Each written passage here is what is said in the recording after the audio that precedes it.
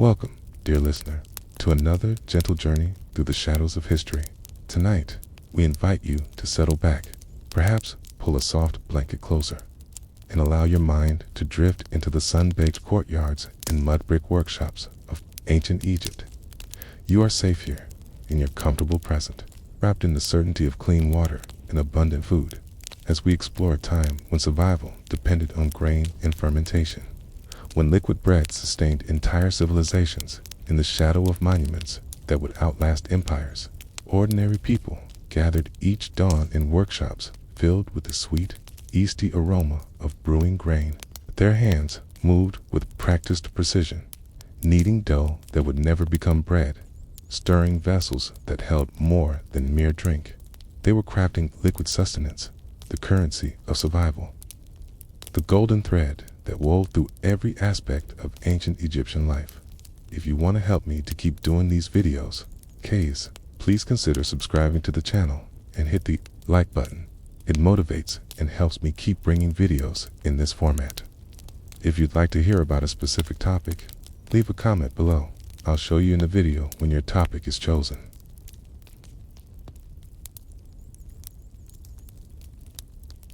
The first light of dawn filters through narrow windows cut high in the mud brick walls, casting long golden rectangles across the brewery floor. You can hear the soft shuffle of bare feet on packed earth as workers begin to gather, their voices a gentle murmur that mingles with the distant call of ibises along the riverbank. The air is already warm, carrying the promise of another scorching day. But here in the brewery's thick walls, there is a coolness that will not last long once the fires are lit and the work begins in earnest. Your hands know its work intimately, having performed these same motions since childhood when you first learned to knead alongside your mother. The barley arrives in coarse sacks, each grain golden and plump from the fertile black soil left by the Nile's annual flood. You pour it into shallow baskets, running your fingers through the kernels, feeling for stones or chaff that must be removed. A grain whispers as it moves, a sound like gentle rain on papyrus, and you breathe in its clean, earthy scent that speaks of sun and river and the endless patience of growing things. The malting begins with water, precious water carried up from the river in great ceramic jars that leave dark rings of moisture on your shoulders. You sprinkle it over the barley with careful precision, knowing that too much will rot the grain, too little will leave it hard and useless. The kernels glisten as they drink, swelling slightly, and you cover them with damp linen cloths that will hold the moisture close. For 3 days, you will tend this grain as tenderly as a mother tends her infant, sprinkling it with water, turning it gently, watching for the first pale green shoots that signal the grain's transformation from seed to malt. When the sprouting is just right, when each kernel has sent forth its tiny green flag of surrender, you spread the malted barley on red mats in the courtyard. The sun does its ancient work, turning the sprouted grain golden brown, filling the air with a sweet, nutty fragrance that makes your mouth water despite the early hour. This is the scent of potential, of grain that has been awakened and then gently put back to sleep. Its starch is converted to sugars that will soon feed both yeast and human alike. The grinding comes next, and your arms remember this rhythm from countless mornings. The corn stones are worn smooth by generations of use, the lower stone cupped like a great bowl, the upper stone fitted perfectly to its mate. You pour the dried malt into the center and begin to turn the upper stone, feeling the resistance as the grain cracks and surrenders.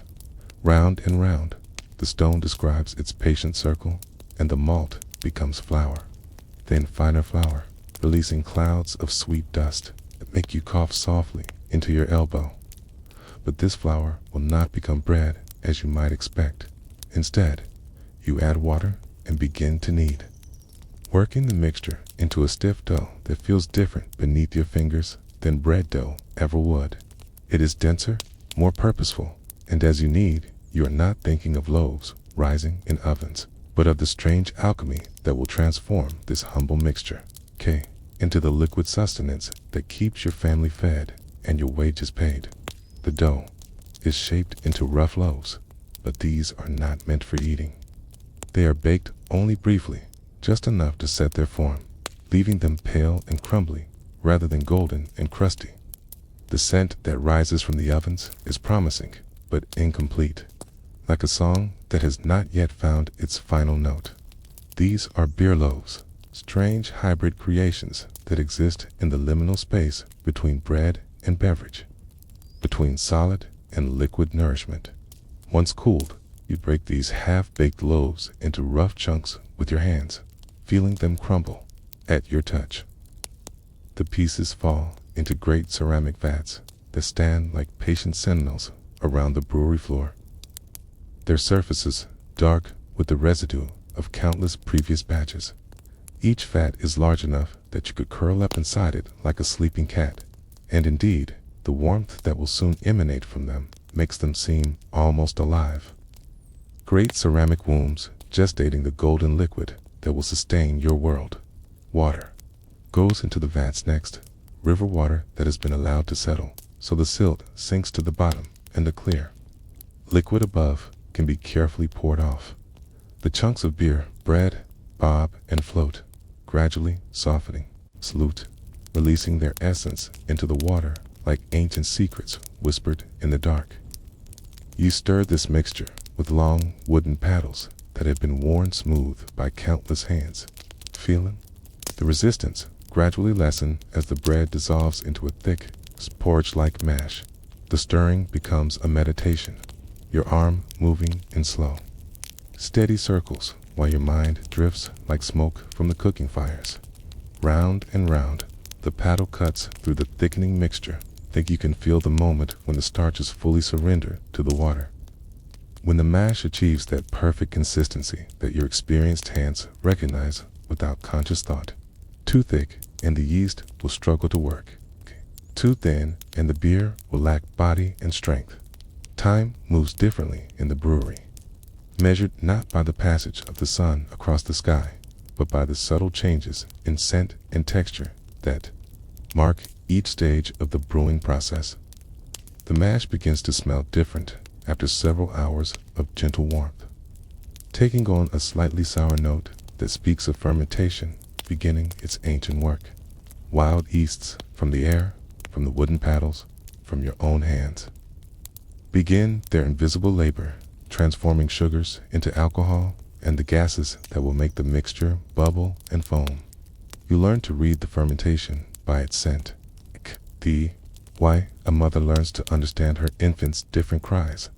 The sharp, clean smell of healthy fermentation is as familiar to you as your own breath. But you also know the acrid odor that signals contamination. It's a flat lifelessness that means the yeast has died. The overly sweet smell that warns of sugars left unconverted. Your nose becomes your most important tool, more reliable than sight, touch, in determining the success or failure of each batch. The foaming is perhaps the most magical part of the process. When the mixture comes alive with tiny bubbles that rise and pop in endless procession, the surface becomes a landscape of foam hills and valleys, and you watch it with the attention of a diviner reading omens in scattered bones. Too little foam suggests weak yeast. Too much might mean contamination or excessive heat, but when it is just right, when the foam forms a thick, creamy blanket that rises and falls with the rhythm of living breath, you know you have achieved something ancient and perfect. Days pass in this careful watching and stirring, in adding more water when needed, in skimming foam when it becomes excessive, in maintaining the gentle warmth that keeps the fermentation active but not frenzied. The brewery fills with the sound of bubbling, as if dozens of hidden springs were percolating up through the earth, and the air grows thick with a yeasty, alcoholic perfume that signals transformation in progress. When the bubbling finally slows and the foam settles, you know the primary fermentation is complete. The liquid has achieved that pale golden color that marks good beer, neither too light nor too dark. And when you taste it carefully from a small clay cup, it carries that distinctive tang that speaks of alcohol and life. It is still rough, still cloudy, with suspended yeast and grain particles, but it is recognizably beer. Liquid bread that will nourish and sustain. The straining comes next. It's passing the raw beer through baskets lined with fine linen, catching the larger particles while allowing the precious liquid to flow through into clean vessels. You work with careful attention, knowing that too vigorous straining will cloud the beer, while too gentle an approach will leave it thick with sediment that will make it unpalatable to drink. Finally, the beer is ready for its final vessels, the countless ceramic amphorae that will carry it to workers throughout the complex, the currency of survival measured out in careful rations. Each jar holds precisely the amount needed for one person for one day, and you mark them with simple symbols pressed into the wet clay while they are still soft from the potter's hands. Your mark, your responsibility, your contribution to the great machine of civilization that turns grain into gold, survival into sustenance. The strange ritual begins before full dawn, when the darkness still clings to the corners of the brewery like a reluctant cat. You emerge from your small dwelling, the packed earth cool beneath your bare feet, and join the quiet procession of workers making their way to the distribution courtyard. The air carries the night's coolness and the promise of the day's heat, mingling with the ever-present aroma of fermentation that marks your world like an invisible signature written across the sky. In your hand, you carry your personal drinking cup, a simple vessel of fired clay that has been shaped by your own fingers and marked with your name in the hieroglyphs your father taught you. It is smooth from years of use, fitting perfectly in your palm, and its rim bears the slight discoloration that comes from countless mornings of this same ritual. This cup is as essential to your existence as your hands or your eyes, for without it, you cannot receive your daily portion of life itself. The distribution master stands beside the great ceramic vessels that hold the morning's allocation, his presence commanding despite his quiet demeanor. He is an older man, his hair silvered by decades of dawn risings, his hands steady as they measure out portion after portion with practiced precision. Behind him, younger assistants tend the vessels, stirring gently to keep the beer from settling. Their movements is choreographed. It's a temple dance passed down through generations of brewers. You extend your cup and feel the warm liquid pour into it, the beer pale and cloudy in the growing light. The alcohol content is deliberately low, perhaps only 2 or 3%, just enough to make the water safe to drink, but not enough to cloud your judgment or slow your hands during the long day ahead. This is not the beer of celebration or intoxication, but the beer of survival. Liquid bread that will provide both hydration and nourishment when clean water is scarce and solid. Food must be carefully rationed. The taste is complex in ways that surprise those who have never experienced fresh beer in its most elemental form. There is the sweetness of grain that has surrendered its starches, the slight sourness of fermentation, the earthy undertones that speak of clay vessels and river, water, and the patient work of invisible yeasts. It is neither bitter nor sweet, but something more fundamental, like drinking liquid grain or consuming sunshine that has been stored in barley and released through the alchemy of time and transformation around you. Other workers perform this same morning ritual, their faces calm and contemplative in the gray light. There is something almost sacred about this gathering, this daily communion with the fruits of your collective labor. Children as young as 6 or 7 years old stand beside their parents, their smaller cups receiving proportionally smaller amounts, their faces serious as they understand even at their tender age that this morning beer is not play but necessity, not indulgence but the foundation upon which their day will rest. The empty cups are collected and carried to the washing area where they will be scrubbed with sand and river water, scried in the mounting heat, and prepared for the next day's ritual.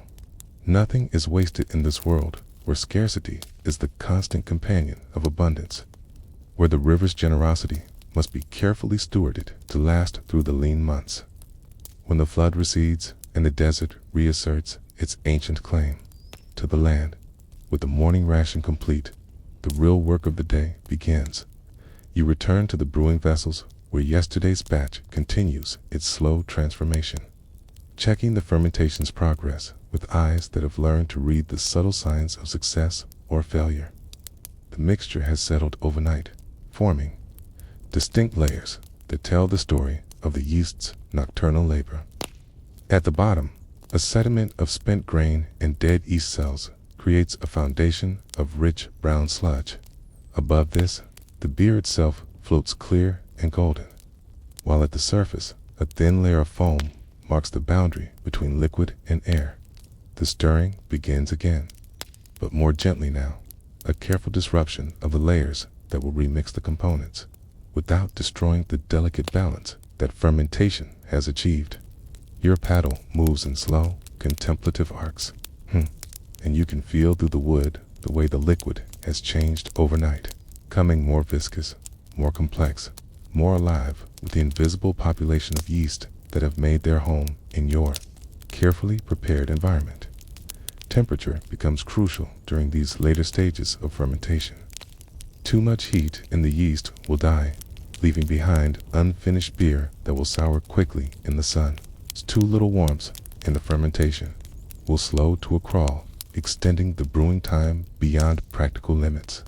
You learn to judge the temperature with your bare hand, dipping fingers into the mixture and feeling for that perfect warmth that speaks of active but controlled fermentation, like the gentle fever of a healing body finding its own balance. Other workers tend to different stages of the brewing process simultaneously, creating a complex choreography of production that ensures fresh beer is available every day, despite the time required for each batch to complete its transformation. In one corner of the brewery, yesterday's beer is being strained and clarified, the cloudy liquid slowly becoming clear and bright as it passes through progressively finer filters. In another area, new grain is being prepared for malting, soaked, and sprouted in the endless cycle that turns hard barley into the soft, sweet foundation of beer. Midday brings another distribution, smaller than the morning ration, but equally welcome. The beer served now is often slightly stronger, as the heat of the day makes lighter ales less refreshing, and the physical demands of the work require more substantial nourishment. You line up again with your cup, feeling the ritual's comfort, even as your body protests the heat and your muscles ache from the morning's labor. The beer goes down more gratefully now, its coolness and alcohol content providing both physical relief and the psychological comfort that comes with routine satisfied. The afternoon's work focuses on the more delicate aspects of brewing tasks that require precision rather than strength. You might spend these hours skimming foam from fermenting batches, removing the excess bubbles that could turn beneficial fermentation into problematic overflow. Or perhaps you'll work with the clarification process, carefully transferring beer from one vessel to another, leaving sediment behind while preserving the clear liquid that represents the successful culmination of days of careful work. This is also the time when quality testing becomes crucial. You sample each batch with the careful attention of a physician examining a patient, noting color, clarity, aroma, and taste. Your palate has been trained through years of experience to detect the subtle differences that mark excellent beer from merely adequate, to identify the first signs of spoilage or contamination that could ruin an entire batch if not caught early. Each sip is both pleasure and responsibility, a moment of sensory enjoyment embedded within the serious business of quality control. The late afternoon brings preparation for the next day's work, checking grain supplies, cleaning vessels, preparing the tools and workspace for another cycle of the endless brewing process. There is satisfaction in this preparation, in the knowledge that your careful work today will make tomorrow's labor smoother and more efficient. The brewery begins to quiet as the sun moves toward the western horizon, the bustle of peak production, giving way to the gentler rhythm of maintenance and planning. As evening approaches, the final distribution of the day takes place. This beer is often darker and stronger than the morning's ration, tended to provide substantial nourishment for the evening meal and the night's rest ahead.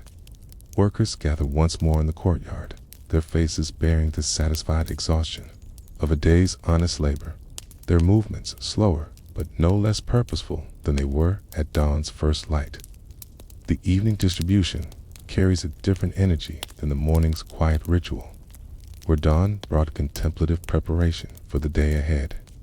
Dusk brings community, conversation, and the gradual unwinding of bodies and minds that have spent themselves in service to the ancient craft of brewing. The beer served now is richer, darker, carrying more of the grain's essential character and a higher call content that speaks to reward rather than mere sustenance. You hold your cup steady as the distribution master ladles out your portion, noting how this evening beer catches the light differently, its color deeper and more complex than the pale morning brew. The foam that crowns it lingers longer, creating intricate patterns that shift and change as you watch. Tiny galaxies of bubbles that tell the story of a fermentation process that has reached its full maturity. Ups, this is beer as it was meant to be, not just liquid bread, but a transformation of grain into something approaching art. The taste reflects this complexity, layers of flavor that unfold across your palate like a slowly opening flower. There is the initial sweetness of malt, followed by the earthy undertones of clay vessels and river water. Then the slight bitterness that comes from grain husks, the wild herbs that sometimes find their way into the brewing process. Finally, the alcohol warmth spreads through your chest, a gentle fire that relaxes muscles and quiets the day's accumulated tensions around you. Other workers savored their portions with similar appreciation. This is not the hurried consumption of morning necessity, but the slower, more mindful drinking of earned reward.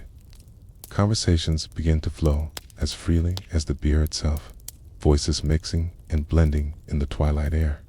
Workers share news from other parts of the complex, discuss the day's successes and challenges, exchange the small observations and insights that build community, one conversation at a time.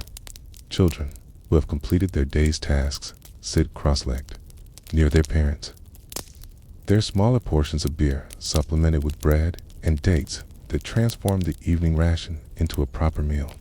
They listen to the adults' conversations with the intense attention of young minds learning their place in the world, absorbing not just words, but the subtle social dynamics that govern their civilization. Even at their tender age, they understand that beer is more than drink, more than food, more than the simple product of grain and water and time. The brewery continues its work even as the human activity winds down. In the great vessels, fermentation proceeds according to its own timeline, indifferent to the passage of day into night. The yeasts continue their invisible labor, transforming sugars into alcohol and gases, creating the slow bubbling that serves as the brewery's nighttime heartbeat. You can hear it if you listen carefully, a gentle percussion that speaks of life continuing even in darkness, of processes that require no human guidance once they have been properly begun. The evening meal unfolds gradually. Beer serving is both beverage and soup course as workers break bread into their cups, creating a thick, nourishing gruel that combines the best qualities of solid and liquid sustenance.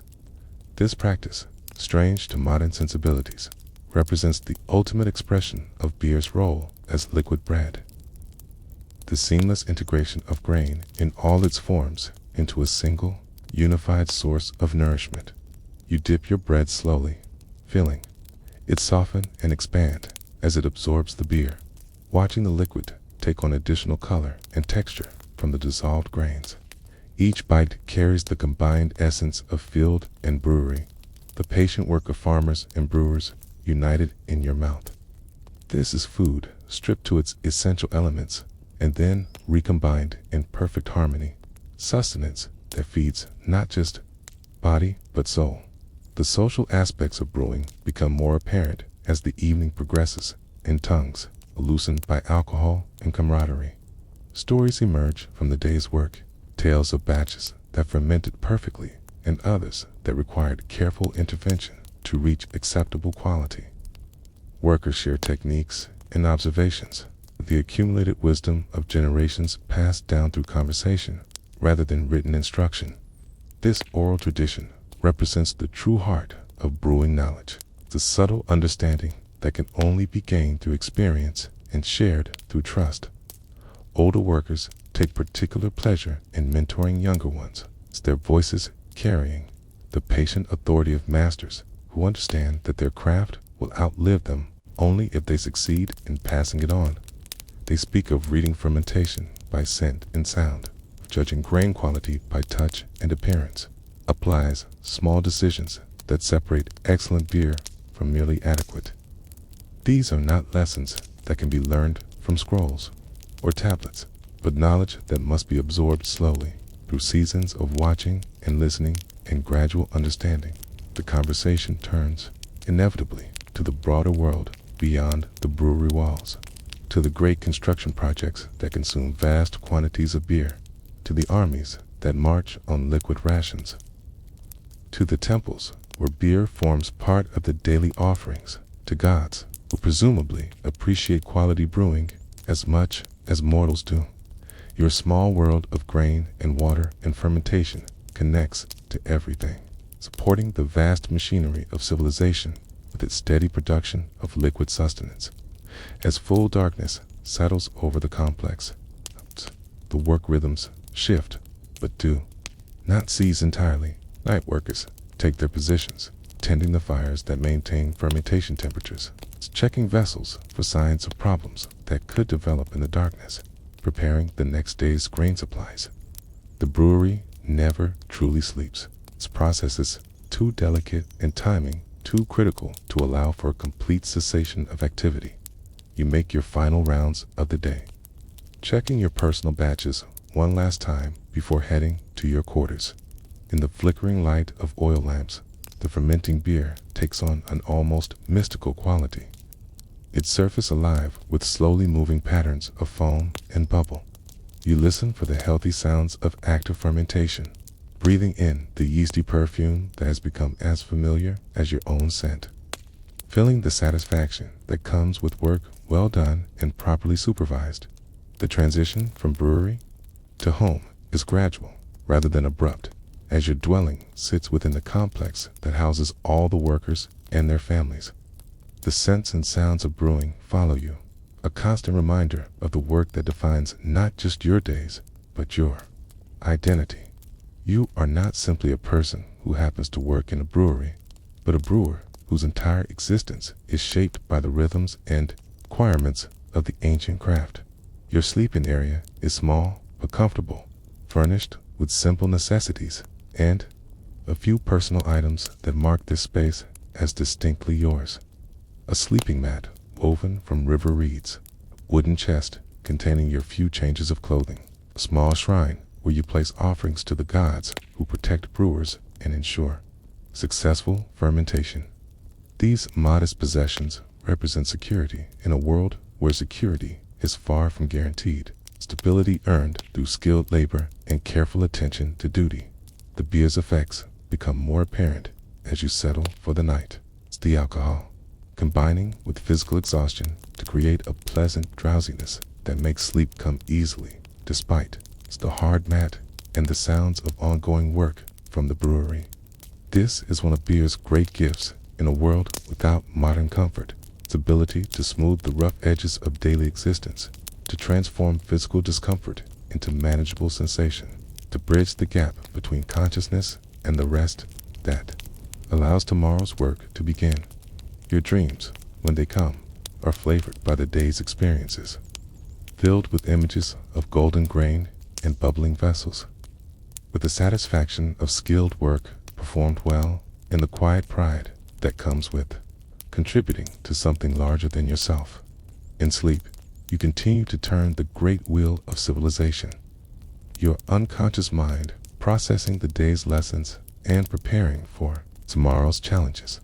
The night sounds of the brewery create a gentle lullaby that carries you deeper into rest. The soft bubbling of active fermentation, the occasional footstep of night workers making their rounds, the distant sound of water being drawn from wells and poured into vessels, combine to create a symphony of purposeful activity that continues, even in darkness. Okay. This is the sound of survival itself. Okay. The steady heartbeat of a civilization that has learned to transform simple grain into liquid gold. Dawn will come again, bringing another day of the same essential tasks performed with the same careful attention to detail. The rhythm will repeat, as it has for generations, and will for generations to come. Each day's work building upon the last, each batch of beer contributing to the vast flow of liquid sustenance that keeps an empire functioning. You will rise with the sun, take your place in the distribution line, receive your morning ration, and begin again the ancient dance of grain and water and time. But for now, you rest in the satisfaction of work completed and duty fulfilled. Your body relaxed by the evening's beer.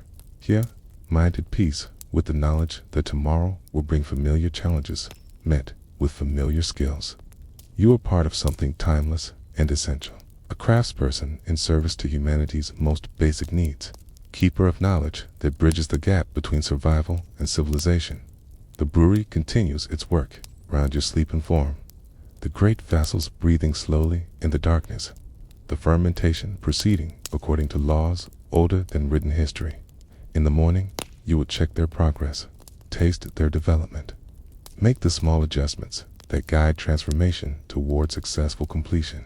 But tonight, both you and the beer rest in the patient certainty of processes that require time to reach their full potential. This is the rhythm of life in the shadow of the pyramids, sustained by liquid bread and governed by the ancient covenant between human skill and natural process. Tomorrow will bring its own challenges and rewards, but tonight brings the deep satisfaction of work well done and the promise of morning's fresh beginning. In your dreams, the river flows eternal, the grain grows golden under the desert sun, and the beer bubbles gently toward perfection in vessels shaped by human hands, but guided by forces as old as life itself.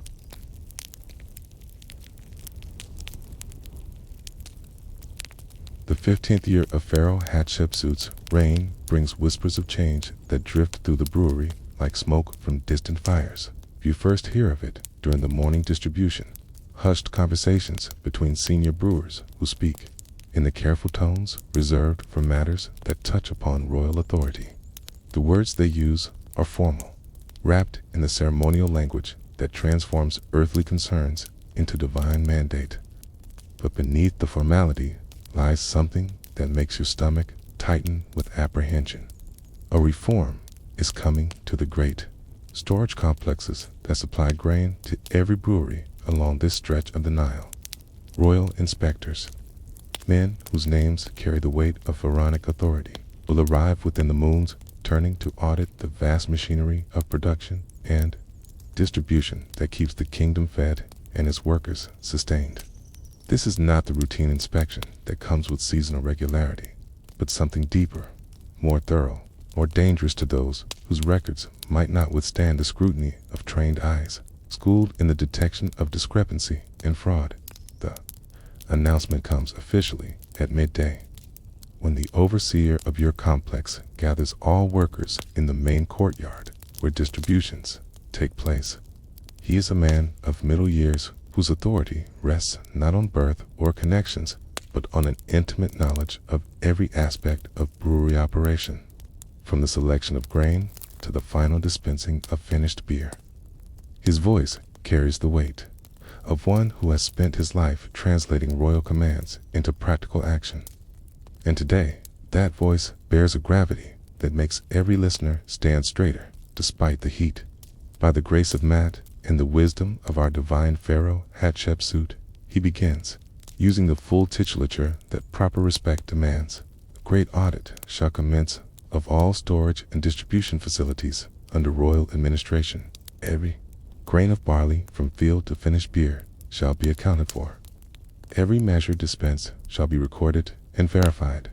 Every vessel, every tool, every worker's ration shall be documented with precision that will satisfy the gods themselves. The overseer's words paint a picture of administrative perfection that seems almost otherworldly in its completeness. The teams of scribes, trained in the royal schools where mathematics and record-keeping are elevated to sacred arts, will arrive with their palettes and reed pens and endless supplies of papyrus. They will count every jar, measure every vessel, taste every batch of beer to verify its quality and strength. Nothing will escape their attention. No detail will be deemed too small for documentation. But behind this vision of perfect order lies a more complex reality that you understand with the practical wisdom of one who has spent years watching the daily operation of large-scale beer production. The gap between theoretical efficiency and practical necessity creates spaces where small accommodations, minor adjustments, and unofficial arrangements flourish like weeds in the cracks between stones. Not fraud exactly, but the countless small compromises that allow complex systems to function despite their inherent contradictions. You think of Ketty, the grain inspector whose responsibilities include verifying the quality of barley. Deliveries from upstream farming communities. His is a position that requires both technical expertise and delicate judgment. For not all grain arrives in perfect condition, despite the farmer's best efforts. River transport can introduce moisture that encourages spoilage. Storage in less than ideal conditions can allow insects to establish themselves in ways that make entire shipments questionable.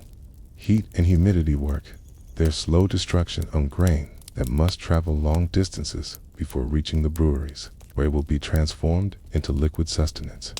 Ketty's response to these challenges has evolved over years of practical experience into a system of accommodations that allows imperfect grain to be salvaged rather than rejected outright. Barley that shows signs of moisture damage might be sorted more carefully, with the best kernels separated for brewing, while the questionable portions are diverted to animal feed or sold at reduced prices to private buyers. Grain that carries a few insects might be sifted and cleaned rather than condemned entirely. The small loss in quantity offset by the preservation of the larger shipment. Your own position carries fewer risks than those faced by supervisors and specialists, but even routine brewing work involves small decisions that might appear questionable under intense scrutiny. The timing of fermentation cannot be controlled with absolute precision, making it sometimes necessary to hold batches slightly longer or release them slightly earlier than optimal schedules would suggest. Quality variations require judgment. Calls about whether beer meets distribution standards or should be downgraded to animal feed or worker surplus. These decisions, reasonable in context, might appear arbitrary when examined by auditors who lack practical brewing experience. The days following the announcement carry a different energy as workers throughout the complex begin the careful process of reviewing their practices and preparing their documentation for scrutiny. Conversations become more careful, decisions more deliberate, record-keeping more precise. There is nothing inherently dishonest in this increased attention to detail. But there is also an awareness that practices acceptable in normal operation might require explanation when viewed through the lens of audit.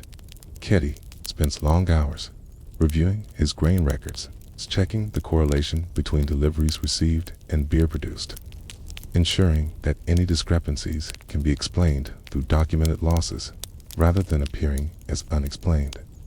Gaps that might suggest diversion or theft.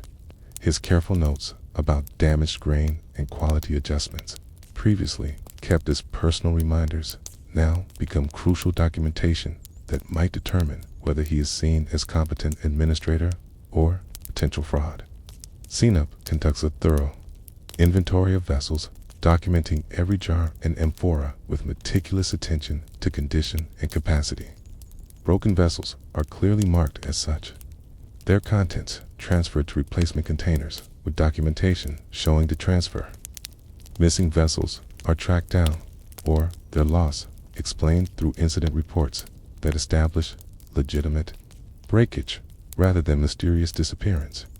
The brewing records themselves require similar attention, correlating grain consumed with beer produced in ways that account for all variables affecting yield and quality. Fermentation losses, clarification waste, quality downgrades, and worker rations must all be documented with precision that leaves no room for auditor suspicion. The informal knowledge that guides daily decisions must be translated into formal records that external observers can understand and verify as the audit date approaches. The complex takes on an almost ceremonial quality, with every surface cleaned, every vessel properly arranged, every document organized for easy review. Workers practice their explanations of routine procedures, ensuring they can describe their work with the precision and respect that royal representatives will expect. The familiar rhythms of brewing continue, but overlaid with an additional layer of consciousness about how every action will appear when examined by unfamiliar eyes. This transformation of routine work into formal presentation creates its own tensions and challenges. Tasks that normally flow with practiced ease now require careful attention to documentation. Decisions that would normally be made quickly based on experience now must be considered in terms of how they will appear in official records. The efficient informality that characterizes a successful brewing operation must temporarily give way to the rigid formality that satisfies administrative requirements. Yet beneath these surface changes, fundamental work continues according to its own internal logic. Grain must still be malted, mash must still be fermented, beer must still be clarified and distributed. The biological processes that transform barley into liquid bread proceed according to natural laws that care nothing for human administrative concerns. Workers adapt to the audit requirements while maintaining their primary focus on the practical demands of their craft. The evening conversations now include discussions of audit strategy alongside the usual technical talk about fermentation and quality control. Experienced workers share memories of previous inspections, offering advice about how to present information clearly and confidently. Younger workers practice explaining their responsibilities and methods, learning to articulate knowledge they normally express through action rather than words. The morning they arrive, you smell them before you see them, the distinctive scent of expensive oils and fine linen that marks those who serve in the royal household, mingling strangely with the familiar brewery aromas of malt and fermentation. Their procession appears at the complex entrance just as the first distribution of the day concludes, timing that seems deliberate rather than coincidental. These are men who understand the rhythms of the institutions they inspect, arriving at moments when normal operations can be observed without disruption. The lead auditor is a man whose bearing speaks of education and authority in equal measure. His head is shaved in the manner of high-ranking scribes. His kilt of finest linen bears the pleated precision that only royal workshops achieve, and the palette hanging from his belt shows the elaborate decoration reserved for those who write in service to Pharaoh herself. Behind him walk 3 junior scribes, their equipment more modest but their attention no less intense, their eyes already beginning the process of cataloging and evaluating everything they encounter. Your overseer greets them with the formal courtesies. That protocol demands the ritual exchange of titles and blessing that establishes proper relationships between royal authority and local administration. But beneath the ceremonial language, you can sense the careful tension of a man whose career depends on the outcome of the next several days. His voice carries the measured confidence of one who's prepared thoroughly, but also the underlying awareness that preparation can only accomplish so much when facing the unknown depths of royal scrutiny. The tour begins with the storage areas. where grain awaits transformation into beer. Vast chambers lined with ceramic jars that stand like silent sentinels in the dim light filtering through high windows. Each jar bears markings that identify its contents, origin, and date of arrival. A system of documentation that has evolved over generations to track the flow of grain from farm to brewery. The lead auditor examines these markings with the intensity of one reading sacred texts, his trained eye detecting subtleties of information that escape casual observation. Show us the correlation between grain received and beer produced, he commands, his voice carrying the quiet authority of one accustomed to immediate compliance. The overseer produces scrolls covered with columns of hieroglyphic notation, documents that represent months of careful record-keeping designed to demonstrate the efficient conversion of raw materials into finished products. The auditor's finger traces down the columns, pausing occasionally to verify calculations or request clarification of specific entries. You watch this process with growing appreciation for the complexity involved in transforming practical operations into theoretical perfection.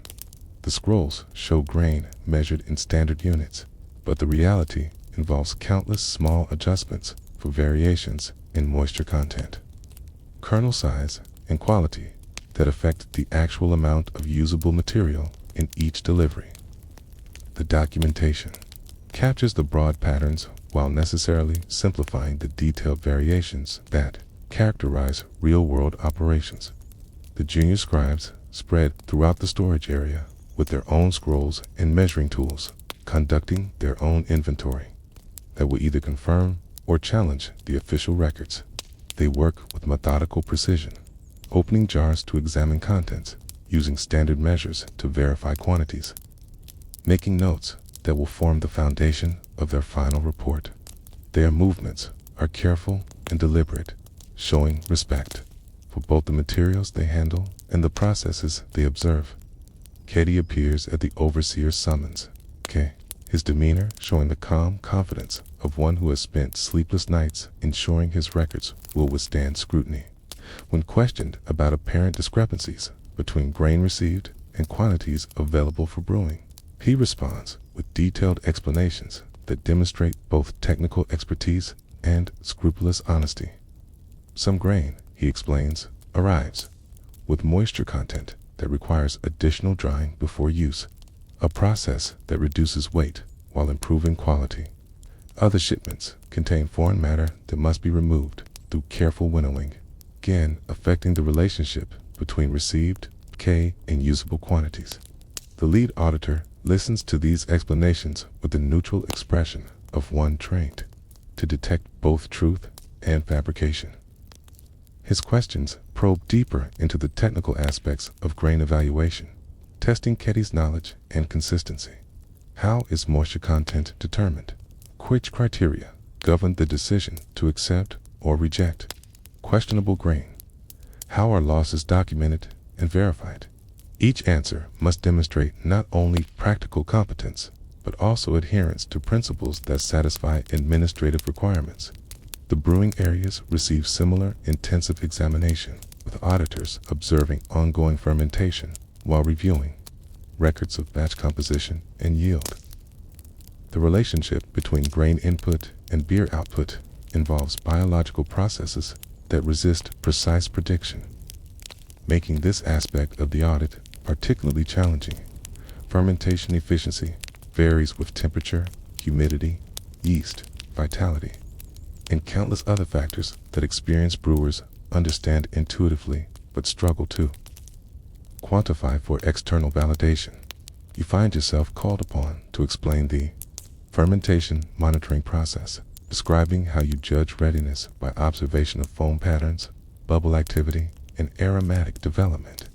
The auditor listens with professional interest, but you can sense his struggle to translate your experiential knowledge into the quantified categories that formal documentation requires.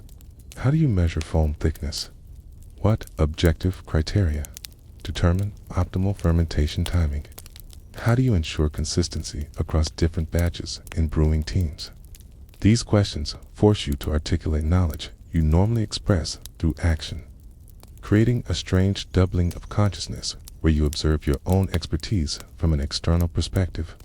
The words you use feel inadequate to capture the subtle judgments that guide successful brewing, like trying to describe the taste of water or the feeling of perfect balance. Yet the attempt creates its own form of understanding. It's making explicit the accumulated wisdom that generations of brewers have developed through patient care practice. The afternoon brings examination of distribution records, the detailed documentation that tracks beer from brewery to final consumption. This involves correlation between production quantities and worker rations, counting for every jar dispensed and every person fed. The complexity multiplies when considering the different beer strengths served at different times of day, the special allocations for heavy laborers, the provisions for children and elderly workers whose needs differ from standard rations.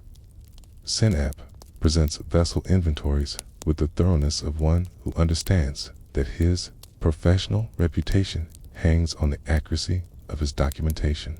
Every broken jar is accounted for, every replacement documented, every transfer between storage areas recorded with dates and responsible parties clearly identified. The auditor examines physical vessels alongside written records, checking for evidence of tampering or unauthorized modification that might indicate attempts to conceal shortages or diversions. The quality control processes receive particular attention. These represent potential points where substandard beer might be passed off as meeting full standards, or where good beer might be diverted to unauthorized uses. The auditor observes taste testing procedures, watches quality sorting in action, reviews the documentation that tracks downgraded beer to its eventual disposal or alternative use. His questions probe the boundary between legitimate quality judgment and potentially fraudulent classification. As the examination continues, subtle patterns begin to emerge that speak to the fundamental tension between administrative perfection and practical necessity. The records show a brewery operation that achieves remarkable efficiency and consistency. They also reveal the countless small accommodations that allow complex systems to function in an imperfect world. Some of these accommodations represent best practices developed through experience. Others occupy the gray areas where practical wisdom conflicts with theoretical requirements. The auditor's training allows him to distinguish between legitimate operational flexibility and potentially problematic irregularities. But the process requires careful judgment that goes beyond simple rule application. A delivery that arrives short of specified weight might reflect honest measurement error, transportation losses, or fraudulent diversion. Quality downgrades might represent scrupulous attention to standards or attempts to conceal inferior raw materials. Distribution variations might reflect appropriate accommodation of worker needs or unauthorized favoritism. The social dynamics of the audit process create their own forms of stress and revelation. Workers who normally collaborate smoothly find themselves positioned as potential witnesses for or against each other's professional competence. Informal arrangements that facilitate smooth operation must be evaluated for their conformity to formal requirements. The collegial atmosphere that characterizes successful brewing teams gives way to the more formal relationships that auditing procedures demand. Evening brings the auditors to examine brewing procedures in action, observing the complex choreography of production that transforms grain into beer through the application of traditional techniques refined over generations. They watch malting in progress, observe fermentation monitoring, follow the distribution process from vessel filling to worker consumption. Their presence changes the atmosphere subtly, making routine tasks feel more significant while adding layers of self-consciousness to work normally performed with conscious competence. The lead auditor tastes samples from different stages of the brewing process, his trained palate evaluating not just quality but consistency with documented standards. His expressions remain neutral, but you can sense him building a comprehensive understanding that will inform his final assessment. Every taste carries implications for the reputations and careers of those responsible for production, making each sample a small test of professional competence and personal integrity. Conversations between auditors and workers reveal the gap between theoretical knowledge and practical experience. As questions formulated in administrative language require answers that bridge different ways of understanding the same processes. The auditor's training emphasizes quantification and documentation, while workers' expertise centers on qualitative judgment and adaptive response. Both perspectives contribute essential elements to complete understanding, but translation between them requires patience and goodwill from all parties. The complexity of correlation analysis becomes apparent as auditors attempt to account for every grain of barley from initial delivery through final consumption, tracking losses and transformations through the multiple stages of processing and storage. Some losses are inherent to the processes involved. Fermentation produces gases that carry away material. Clarification removes sediments that represent legitimate waste. Distribution involves spillage and evaporation that cannot be entirely prevented. Other variations reflect the biological nature of processes that resist precise control. Despite careful management, night brings private conferences among the auditing team as they review their findings and prepare preliminary assessments. Their conversations, conducted in voices too low for workers to overhear, will shape the official report that determines whether the brewery continues operating under current management or requires intervention to address discovered deficiencies. The weight of these deliberations presses on everyone involved, creating an atmosphere of suspended judgment that makes ordinary activities feel charged with significance. Workers gather in small groups to discuss their interactions with the auditors, sharing assessments of how their explanations were received and what additional documentation might be required. These conversations reveal both the professionalism of the auditing process and the human concerns that underlie administrative procedures.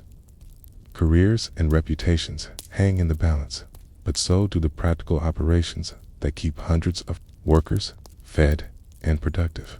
The brewing processes continue through the night, indifferent to human concerns about documentation and accountability. Fermentation proceeds according to biological rhythms that care nothing for administrative convenience, requiring attention and adjustment regardless of who might be watching or recording. This continuity provides a stabilizing counterpoint to the disruption of normal routines that auditing inevitably brings, reminding everyone involved that the fundamental work transcends any particular system of oversight or evaluation. The third day of the audit dawns with an oppressive stillness that seems to muffle even the familiar sounds of brewing work. The auditors have completed their initial examination and now engage in the more delicate process of correlation analysis, comparing different sources of information to identify patterns that might reveal systematic problems or individual failures. Their deliberations take place in a requisition chamber where scrolls spread across low tables create landscapes of documentation that tell the story of the brewery's operations in hieroglyphic precision. You continue your morning rounds. The routine tasks feel weighted with significance as you realize that every action might be subject to later questioning. The fermentation vessels bubble with their usual vigor, but you find yourself noting details that would normally pass unobserved: the exact color of foam patterns, the precise timing of stirring intervals, the specific quantities of water added to maintain proper consistency. This heightened consciousness creates a strange doubling of experience where you perform familiar work while simultaneously observing it through the imagined eyes of external judgment. The first sign of trouble emerges during the mid-morning break, when Jetty, one of the junior grain handlers, is quietly summoned to meet with the lead auditor. His absence stretches longer than would be required for routine questioning. And when he finally returns, his face carries the careful neutrality of one who has received information he cannot share. The other workers respect his silence, understanding that discretion serves everyone's interests during these delicate proceedings. Okay? But his changed demeanor creates ripples of unease that spread through the brewery like smoke from a distant fire. By midday, the pattern becomes clearer as additional workers are called for private conferences that stretch beyond normal questioning duration. These are not the routine clarifications that characterize the first 2 days, but something more serious, more focused, more potentially damaging to those involved. The auditors have clearly identified specific concerns that require detailed investigation, and the careful neutrality of their earlier approach has given way to the more pointed inquiry that accompanies suspected irregularities. Keddy receives case summons just as the afternoon distribution begins, his name called with the formal courtesy that cannot entirely mask the gravity of the situation.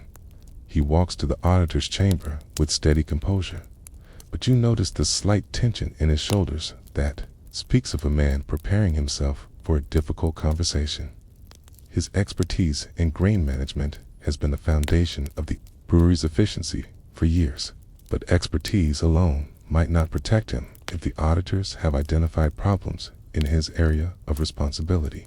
The auditor's words, when they come, are measured and formal, wrapped in the ceremonial language. That transforms administrative findings into statements of official consequence. He speaks of irregularities discovered in grain accounting, leasing, variations between documented deliveries and actual inventory that suggest either systematic inefficiency or deliberate diversion. The language is careful, avoiding direct accusations, while making clear that explanations are required and consequences will follow. The specific findings revealed the complex challenges of tracking agricultural products through multiple stages of processing and storage. Grain weights that vary between delivery and brewing stages might reflect natural moisture loss, but they might also indicate unauthorized removal. Quality downgrades that seem more frequent than comparable operations elsewhere might represent scrupulous attention to standards, but they might also conceal attempts to pass inferior materials as acceptable while diverting superior grain to unauthorized uses. Most troubling are the correlation patterns that suggest coordinated rather than random variations, indications that irregularities might result from deliberate manipulation rather than innocent error. The auditor does not make explicit accusations, but his presentation of findings creates clear implications that cannot be ignored. Someone, or several someones, have been taking advantage of the complexity of brewery operations to conduct unauthorized activities that benefit themselves at the expense of royal resources. The consequences unfold with the deliberate pace that characterizes royal administration when dealing with matters that affect both individual careers and institutional efficiency. Keddy faces immediate reassignment to a position with reduced authority and compensation, a punishment that acknowledges his technical competence while addressing the apparent failures in his area of responsibility. He accepts this judgment with the dignity of one who understands that his options are limited and that resistance would only worsen his situation. 3 junior workers, including Jetty, receive more severe sanctions that effectively end their careers in royal service while stopping short of the criminal prosecutions that more serious offenses might warrant. They will be permitted to seek employment in private brewing operations, but their names will be recorded in official documents that will follow them throughout their careers. This represents professional death without physical punishment, banishment from the royal economy that provides the most stable and prestigious employment available to skilled workers. The redistributions that follow create opportunities for advancement, alongside the disruptions that personnel changes inevitably bring. Workers who have demonstrated reliability and competence receive promotions to fill vacant positions, while new personnel arrive from other complexes to restore full staffing. These changes, while necessary, disrupt the collaborative relationships that have developed over years of working together, requiring adjustment periods that temporarily reduce efficiency. The new procedures implemented as a result of the audit create additional layers of documentation and verification that transform routine operations into more formal processes. Grain deliveries now require multiple signatures and cross-verification of weights and quality assessments. Distribution records must be maintained in duplicate, with copies sent to regional administrators for independent review. Quality control. Decisions require documentation of criteria and justification that makes subjective judgments subject to objective scrutiny. These changes, while intended to prevent future irregularities, also create additional work that reduces the time available for actual production activities. Workers must now spend portions of their day maintaining documentation that was previously handled informally or not at all. The efficiency that characterized the season under informal procedures gives way to the greater security but reduced productivity that formalization typically brings. The social dynamics of the brewery community undergo corresponding changes, as informal relationships must accommodate formal accountability requirements. Conversations become more careful, favors more calculated, cooperation more conditional as workers adapt to an environment where actions might be subject to documentation and review. The collegial atmosphere that facilitated smooth operations gives way to the more cautious interactions that characterize environments under administrative surveillance. Yet, beneath these surface changes, the fundamental work continues according to its own requirements and rhythms. Grain must still be malted. Fermentation must still be monitored. Beer must still be distributed to workers whose survival depends on receiving their daily rations. The biological processes that transform barley into liquid bread proceed according to natural laws that care nothing for human administrative concerns, requiring skilled attention regardless of who provides oversight or documentation. The audit's conclusion brings a formal ceremony where the lead auditor presents his findings to the overseer in the presence of senior workers and visiting officials from regional administration.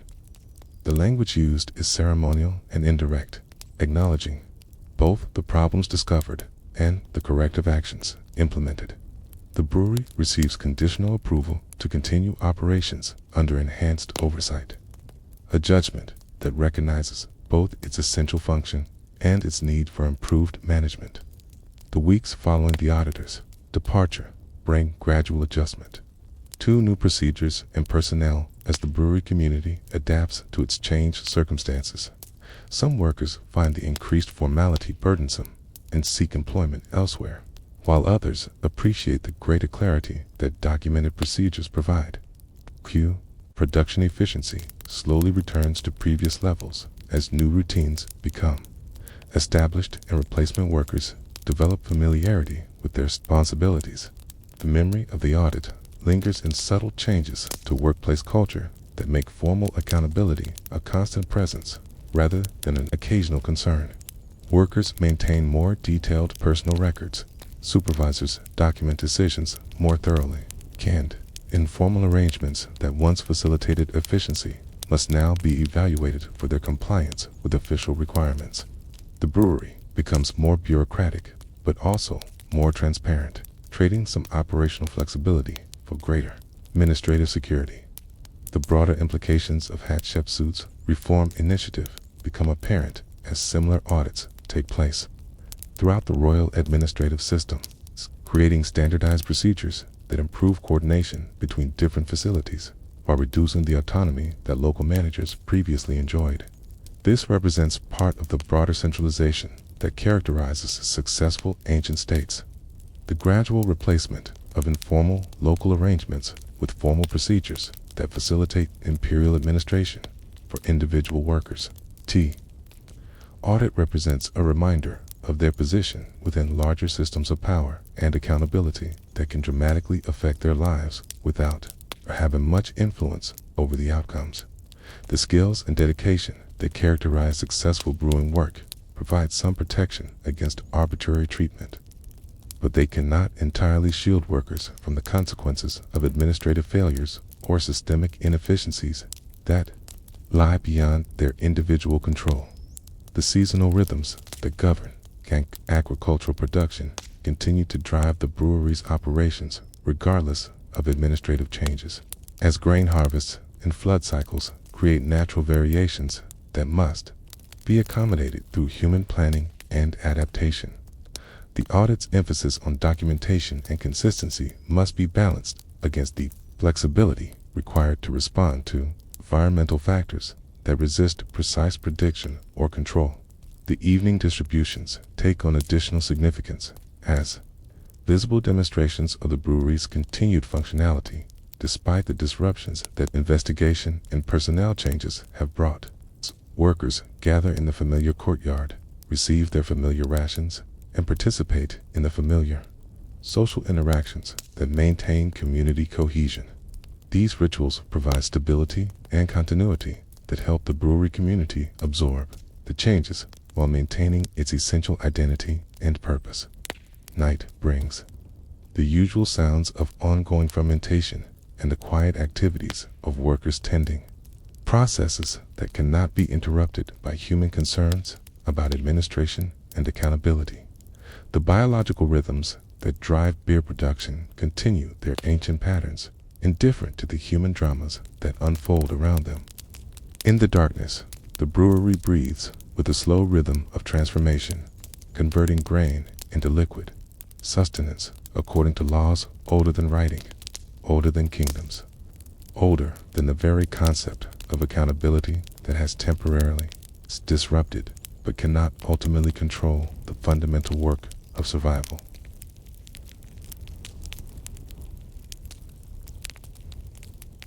"4,000 years later, beneath the accumulated sand and silence of millennia, the brewery sleeps in fragments. The mud brick walls have crumbled back to earth. The wooden tools have long since fed termites and time. The organic materials that once pulsed with life have returned to the elemental dust from which they came.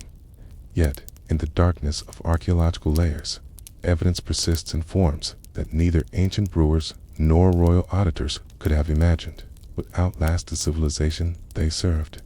The ceramic vessels speak first, their broken voices emerging from excavation trenches where patient archaeologists brush away sand grain by grain. Each potsherd carries information encoded in clay fired to temperatures that create permanence for materials once soft and malleable. The archaeologists, trained eye reads these fragments like ancient texts, interpreting the subtle variations in color, texture, and composition that reveal secrets about the hands that shaped them and the purposes they served. Dr. Sarah Mendelsohn crouches in the morning heat of an Egyptian dig site, her trowel moving with the delicate precision of a surgeon as she exposes the rim of what appears to be a large fermentation vessel. The pottery emerges slowly from its sandy tomb, each careful stroke revealing more of a shape that has remained unchanged since the day it last held bubbling beer. The clay bears the distinctive reddish hue that indicates firing in kilns fed with specific types of fuel, while subtle variations in thickness speak to the potter's skill and the vessel's intended use. The residue analysis begins in the field, where samples of encrusted material are carefully collected from the vessel's interior surfaces. These residues represent the archaeological equivalent of fingerprints, chemical signatures left by ancient brewing processes that modern science can decode with remarkable precision. Under microscopic examination, organic compounds reveal themselves in patterns that tell stories of fermentation, clarification, and the specific ingredients that once transformed grain into liquid sustenance. The mass spectrometry results arrive weeks later in laboratory reports that translate ancient chemistry into modern understanding. Oxalic acid compounds indicate the presence of barley that has undergone controlled sprouting, the malting process that converts starches into fermentable sugars. Traces of tartaric acid suggest the addition of dates or grapes, sweetening agents that would have balanced the earthy flavors of grain-based beer. Most intriguingly, microscopic pollen grains reveal the presence of coriander and other spices. It's evidence of brewing sophistication that transforms simple grain and water. combinations into complex flavor profiles. The isotopic analysis adds another layer of understanding, revealing the geographic origins of ingredients through chemical signatures that persist across millennia. Barley from the Nile Delta carries different isotopic ratios than grain grown in Upper Egypt, allowing archaeologists to trace ancient trade networks and seasonal variations in ingredient sourcing. Water signatures tell similar stories, revealing whether beer was brewed with Nile water or from wells that tapped different aquifers, each source leaving its own distinctive chemical signature in the finished product. The vessel stamps present their own archaeological puzzle, impressions made in wet clay that create permanent records of ancient administrative systems. These marks range from simple geometric patterns to complex hieroglyphic notations that identify potters, workshops, capacity measurements, and intended uses. Dr. Mendelsohn photographs each stamp under varying light conditions, capturing subtle details that might escape casual observation, what could prove crucial to understanding the brewery's organizational structure. The decipherment process requires collaboration between archaeologists, Egyptologists, and ceramic specialists, each contributing expertise that illuminates different aspects of the stamping system. Some marks clearly indicate capacity, using measurement symbols that correspond to known ancient Egyptian volume standards. Others identify workshop origins, revealing the network of ceramic suppliers that supported large-scale brewing operations. The most complex stamps carry date notations and quality grades, evidence of quality control systems that tracked beer from production through final distribution. The experimental archaeology that follows chemical analysis involves attempts to recreate ancient brewing processes using period-appropriate ingredients and techniques. Modern brewers, working with archaeologists, create test batches based on residue evidence, adjusting ingredients and procedures until they achieve chemical signatures similar to those found in ancient vessels. These experiments reveal the practical knowledge that ancient brewers possessed, the subtle understanding of timing and temperature that enabled consistent production despite the absence of modern measurement tools. The yeast analysis presents particular challenges, as these microscopic organisms rarely survive in archaeological contexts and forms that allow direct study. However, indirect evidence persists in the form of metabolic byproducts that indicate specific yeast strains and fermentation conditions. The presence of particular organic acids suggests wild yeast fermentation that relied on airborne microorganisms rather than cultivated starter cultures. Other chemical signatures indicate controlled fermentation that might have used saved yeast from previous batches, evidence of brewing sophistication that parallels modern practices. The seasonal variations become apparent through comparative analysis of residues from vessels dating to different times of year. Spring brewing shows evidence of fresher ingredients and more vigorous fermentation, while summer batches contained preservatives that extended shelf life during hot weather. Winter brewing reveals adaptations to cooler temperatures, with evidence of heating techniques that maintained optimal fermentation conditions despite external cold. These patterns demonstrate the flexibility and knowledge that enabled year-round production, despite varying environmental conditions. The quality gradations emerge through statistical analysis of residue compositions across multiple vessels from the same archaeological context. High-quality beer shows evidence of careful filtration and clarification, with minimal residues indicating clear final products. Lower grades contain more sediment and incomplete fermentation byproducts, suggesting faster production cycles that prioritize quantity over refinement. The chemical signatures reveal an ancient understanding of trade-offs between quality and efficiency that guided production. Decisions based on intended use and consumer expectations. The contamination evidence tells its own stories about ancient brewing challenges, revealing the constant battle against spoilage organisms that could ruin entire batches. Some vessels contain residues indicating bacterial contamination that turned beer sour, while others show evidence of wild yeast strains that created off flavors. The presence of antimicrobial compounds suggests brewing additives designed to prevent spoilage. Early versions of preservation techniques that demonstrate sophisticated understanding of fermentation chemistry.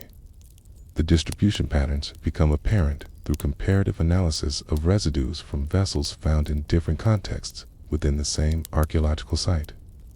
Worker quarters contain evidence of simple, low-alcohol beer designed for daily consumption, while elite areas show residues from more complex brews containing expensive additives. The chemical gradations reveal social hierarchies expressed through beverage quality, with access to superior beer serving as both privilege and status symbol. The trade network evidence emerges through isotopic analysis that reveals ingredients sourced from distant regions, demonstrating the economic reach of ancient brewing operations. Barley from southern Egypt appears in northern breweries, while exotic spices from trade routes indicate brewing practices that incorporated luxury ingredients when available. These patterns reveal brewing as a significant economic activity that influenced agricultural production and commercial exchange across the ancient Mediterranean world. The technological evidence speaks to innovation and adaptation in brewing equipment and techniques. Residue patterns in different vessel types reveal specialized functions that optimize different aspects of the brewing process. Large mixing vessels show evidence of mashing and initial fermentation, while smaller containers contain residues indicating clarification and final processing. The chemical signatures demonstrate technological sophistication that maximized efficiency and quality despite the limitations of ancient materials and energy sources. The religious and ceremonial aspects of brewing emerge through residue analysis of vessels found in temple contexts and burial sites. These specialized brews often contain exotic ingredients and show evidence of careful preparation that goes beyond simple nutrition or intoxication. The chemical complexity suggests ritual beverages designed to induce specific psychological states or to honor particular deities. Some temple residues indicate beers so strong they would have been hallucinogenic, evidence of brewing as spiritual technology rather than mere craft production. The preservation techniques revealed through residue analysis demonstrate ancient understanding of food science that enabled long-term storage and transportation of fermented beverages. Some vessels contain evidence of beer that was concentrated through evaporation and then reconstituted with water, an early form of preservation that parallels modern techniques. Other containers show residues indicating beer mixed with honey or other preservatives that extended shelf life during long journeys or seasonal storage. The medicinal applications become apparent through analysis of brewing residues that contain pharmaceutical compounds derived from added herbs and plants.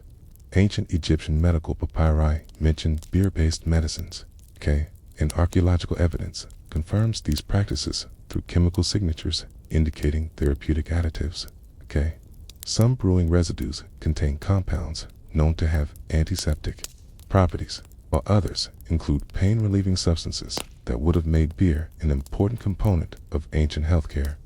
The tomb walls speak in colors that have defied for millennia of darkness. They are painted surfaces revealing scenes of banquets where beer flows alongside mysteries that archaeology can only partially decode. In the Metropolitan Museum's Egyptian galleries, Dr. Lena Rossetti stands before a limestone relief that depicts a feast scene from the tomb of Nebaman, her eyes drawn to details that most visitors overlook in their fascination with the larger narrative of ancient celebration. The figures in the painting were conical objects on their heads, strange ornaments that have puzzled Egyptologists for generations. These mysterious cones appear in banquet scenes throughout Egyptian art, always associated with celebrations involving food and drink, always worn by both men and women of apparent high status. For decades, scholars debated whether these were symbolic representations, actual objects worn during festivities, or artistic conventions with no basis in physical reality. The musical accompaniment to these perfumed feasts reveals another layer of sensory sophistication that archaeology has only recently begun to understand. Dr. Rossetti's research focuses on the curious acoustic properties of certain ceramic vessels found in brewing and banquet contexts. Containers whose shapes and construction suggest purposes beyond simple liquid storage.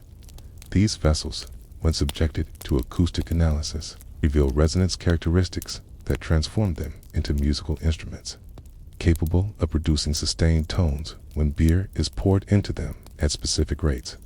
The physics of these musical vessels involves carefully calculated proportions between vessel height, neck diameter, and internal chamber volume that create Helmholtz resonators, acoustic systems that amplify specific frequencies when air moves through them in particular ways.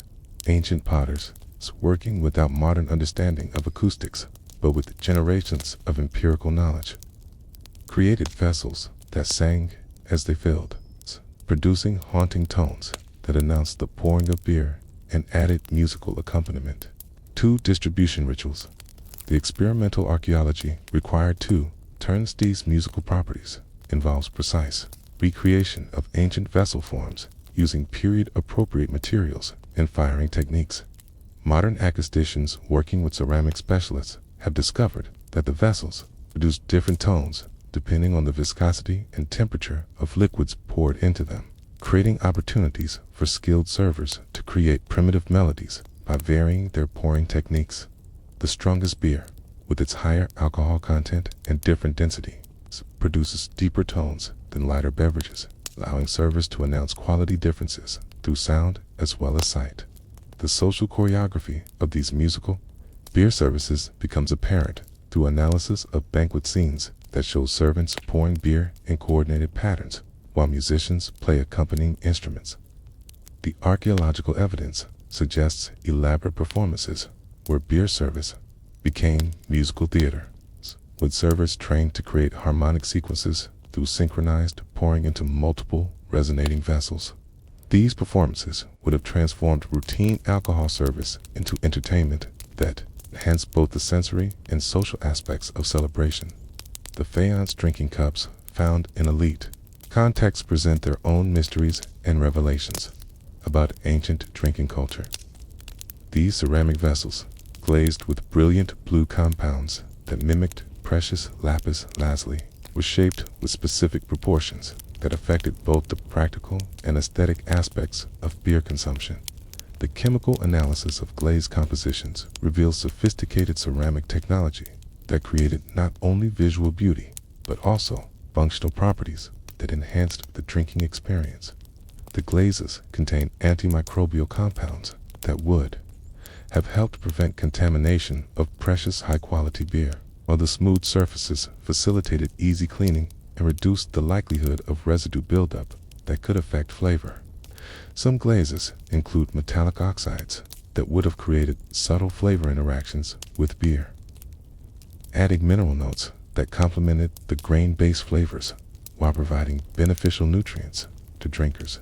The blue color itself had religious significance, associated with the life-giving properties of the Nile and the protective power of various deities. The proportional analysis of faïence's cup shapes reveals the understanding of fluid dynamics that optimized both flavor perception and practical use. The bowls are shaped to concentrate aromatic compounds at the rim, where drinkers would experience them most intensely, while the curved profiles direct liquid flow across the palate in ways that maximize flavor perception. The handles are positioned and sized to facilitate elegant gestures that were important aspects of elite social performance, allowing users to display grace and sophistication while consuming beer. The decorative motifs on these cups carry symbolic meanings that connect beer consumption to broader religious and social concepts. Lotus flowers, symbols of rebirth and renewal, appear frequently on vessels used for ceremonial drinking. Images of fish and birds reference the Nile's life-giving properties and the connection between beer and the river that provided both water and grain for brewing. Some cups bear hieroglyphic inscriptions invoking deities associated with brewing and celebration, forming drinking vessels, key into religious objects that bless the act of consumption. The distribution patterns of these elaborate drinking vessels reveal social hierarchies expressed through access to specialized ceremonial equipment. Elite burials contain complete sets of faience cups in various sizes, indicating personal ownership of drinking equipment that would have been recognizable, symbols of status and wealth. Lower status burials rarely contain such vessels, suggesting that participation in elite drinking rituals required not only invitation but also ownership of appropriate equipment. The maintenance and care of these precious vessels created specialist occupations within elite households, with servants trained in the proper cleaning, storage, service techniques required to preserve both the functional and aesthetic properties of faience drinking equipment. The archaeological evidence includes specialized storage containers designed to protect cups from damage, while residue analysis reveals cleaning agents that would have maintained the glazed surfaces without damaging their delicate chemistry. Symbolic recycling of damaged faience vessels reveals religious beliefs about the continuity of spiritual properties even after physical destruction. Broken cups were often ground into powder that was mixed with new clay to create replacement vessels, ensuring that the spiritual essence of blessed drinking equipment continued to serve ceremonial purposes even after its original form was destroyed. This practice represents sophisticated theological thinking about the relationship between material objects and spiritual properties. The relationship between aromatic cones, musical vessels, and faience cups becomes apparent through analysis of complete banquet assemblages found in undisturbed archaeological contexts. These elements worked together to create multisensory experiences that engaged sight, sound, smell, and taste in coordinated ways designed to transform beer consumption into transformative ritual. The chemical evidence shows that specific combinations of perfumes, music, and beer qualities were carefully orchestrated to produce particular psychological and spiritual effects. The training required to orchestrate these complex sensory experiences created specialist roles within elite households, with servants who specialized in perfume preparation, musical beer service, and the proper use of ceremonial drinking equipment. The archaeological evidence includes training texts written on astraca that provide instructions for these specialized skills, revealing educational systems designed to maintain the cultural knowledge required for proper elite entertainment.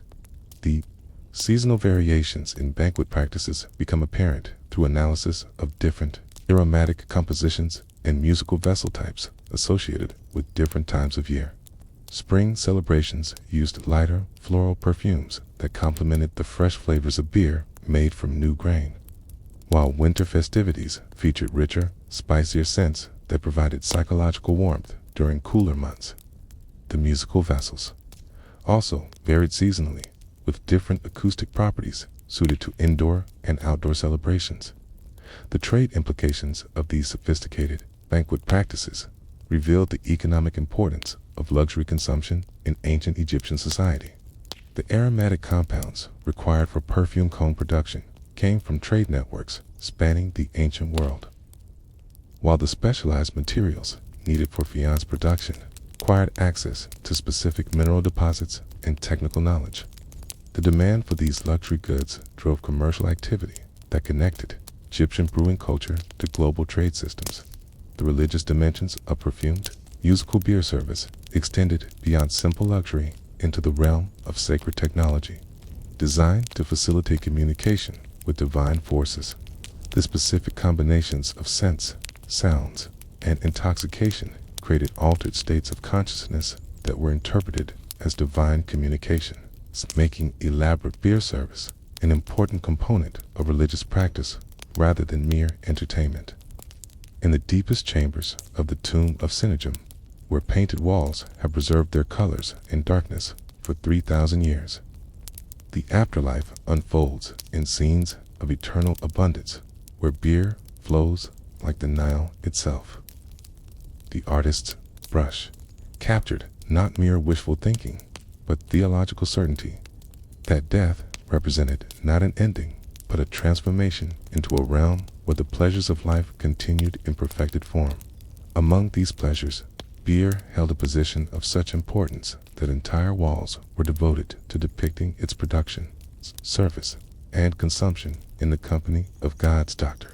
Ahmed Hassan, chief conservator at the Egyptian Museum in Cairo, stands before one such wall painting with the reverent attention of one who understands that these images represent windows into beliefs that shaped an entire civilization's understanding of existence itself. The scene shows Sennacherib and his wife receiving offerings from servants who poured beer from tall amphorae into cups that gleamed with the blue of sacred faience. But this is not mere luxury. The hieroglyphic inscriptions surrounding the figures identified the beer as divine brew that gives life to the dead, liquid sustenance that bridges the gap between mortality and eternity. The theological complexity of beer's role in Egyptian religion extends far beyond simple offering or pleasure into the fundamental mechanics of divine existence itself. Ancient texts describe how the gods themselves require nourishment to maintain their cosmic functions, and beer features prominently among the substances that provide this divine sustenance. The daily offerings presented in temples included specific types of beer brewed according to sacred recipes that ensured the beverages be acceptable to particular deities with their individual preferences and requirements. The chemical analysis of offering vessels found in temple contexts reveals brewing practices that differed significantly from those used for human consumption. These sacred beers contained exotic additives, including gold dust, crushed pearls, and rare spices that transformed simple grain beverages into substances worthy of divine palates. The alcohol content of some temple beers reached levels that would have been toxic to human consumption, suggesting beverages designed specifically for gods. Its divine nature could tolerate concentrations that would overwhelm mortal physiology. The production of sacred beer required specialized brewers who underwent purification rituals and religious training that elevated their craft from simple technical skill to priestly function. These religious brewers worked in temple complexes under conditions of ritual purity that paralleled those maintained by other religious specialists. Their brewing vessels were consecrated through elaborate ceremonies that invested the equipment with sacred properties, while the brewing process itself followed liturgical schedules that coordinated beer production with religious calendar requirements. The offering ritual involving beer followed complex protocols that varied according to the specific deity being honored in the particular festival or occasion requiring divine attention. Morning offerings typically included light, refreshing beers that awakened the gods for their daily cosmic duties, while evening presentations featured stronger, more complex brews that provided nourishment for the night's journey through the underworld. Special festival beers contained ingredients and preparation methods that reflected the seasonal significance of particular celebrations. The reciprocal nature of divine beer offerings reveals sophisticated theological thinking about the relationship between human devotion and divine favor. Mortals provided gods with the beer they required for cosmic function, while gods reciprocated by ensuring the continued fertility of grain fields and the success of brewing processes that sustained human civilization. This created an eternal cycle of mutual dependence that made beer production of economic necessity and religious obligation. The funerary applications of beer reveal beliefs about the continuation of physical needs in the afterlife that required practical provision for deceased persons who would face eternity with familiar appetites and desires. Tomb deposits include not only pottery vessels filled with beer, but also complete brewing equipment that would allow the deceased to produce their own beverages in the afterlife. Some burials contain detailed brewing instructions written on papyrus, eternal recipes that ensured the dead could maintain their accustomed quality of life despite the challenges of posthumous existence. the mummification process itself involved beer in ways that archaeology has only recently discovered through chemical analysis of mummified tissues. Some mummies show evidence of beer-based preservatives that supplemented traditional natron treatments, while others contain internal residues indicating that beer consumption continued until the moment of death. These findings suggest beliefs about the importance of maintaining familiar routines and pleasures even during the transition from life to death. The underworld geography described in funerary texts includes detailed descriptions of breweries operated by deceased persons who had achieved successful transition to afterlife existence. These eternal brewing operations produced beverages for consumption by both the dead and the gods who ruled the underworld, creating economic activity that provided purpose and meaning for existence beyond death. The quality of beer produced in these afterlife breweries served as a measure of the deceased person's spiritual development and divine favor. The connection between beer and cosmic order emerges through analysis of religious texts that describe the daily renewal of creation. Through divine consumption of properly prepared offerings, the gods' acceptance of beer offerings demonstrated the continued functioning of Mat, the cosmic principle of truth and order that maintained universal stability. Poor quality beer or improperly conducted offering rituals could disrupt this cosmic balance, leading to chaos that manifested in agricultural failure, political instability, or natural disasters. The astronomical associations of brewing reveal sophisticated understanding of celestial cycles that governed both agricultural timing and religious observance. Different types of beer were associated with different constellations and planetary movements, with brewing schedules coordinated to take advantage of astrological influences that enhanced fermentation success and sacred potency. The star calendars found in tomb ceilings often include brewing notations that connect beer production to cosmic events with religious significance. The mystery cult practices involving beer created exclusive religious communities that used fermented beverages to facilitate direct spiritual experiences unavailable through conventional worship. These secret societies developed specialized brewing techniques that produce beers with psychoactive properties designed to induce visions and spiritual transformations. The archaeological evidence for these practices comes primarily from remote temple sites where unusual brewing equipment and exotic ingredient residues suggest religious activities that went beyond standard offering protocols. The gender aspects of sacred brewing reveal complex relationships between divine and human feminine power that manifested through beer production and service. Several important goddesses were associated with brewing, including Hathor, whose epithets include Mistress of Drunkenness and Lady of the Beer Jar. Female priests in our temples held responsibility for producing sacred beers that were used in fertility rituals and celebrations of feminine creative power. These religious roles provided women with significant influence in religious and economic spheres that extended far beyond domestic brewing activities. The healing applications of sacred beer created overlap between religious and medical practices that made brewers important figures in ancient healthcare systems. Temple breweries produced medicinal beers that combined fermentation technology with pharmaceutical knowledge to create beverages that treated specific ailments while providing spiritual comfort to sufferers. The recipes for these healing beers were closely guarded religious secrets that represented valuable intellectual property controlled by priestly hierarchies.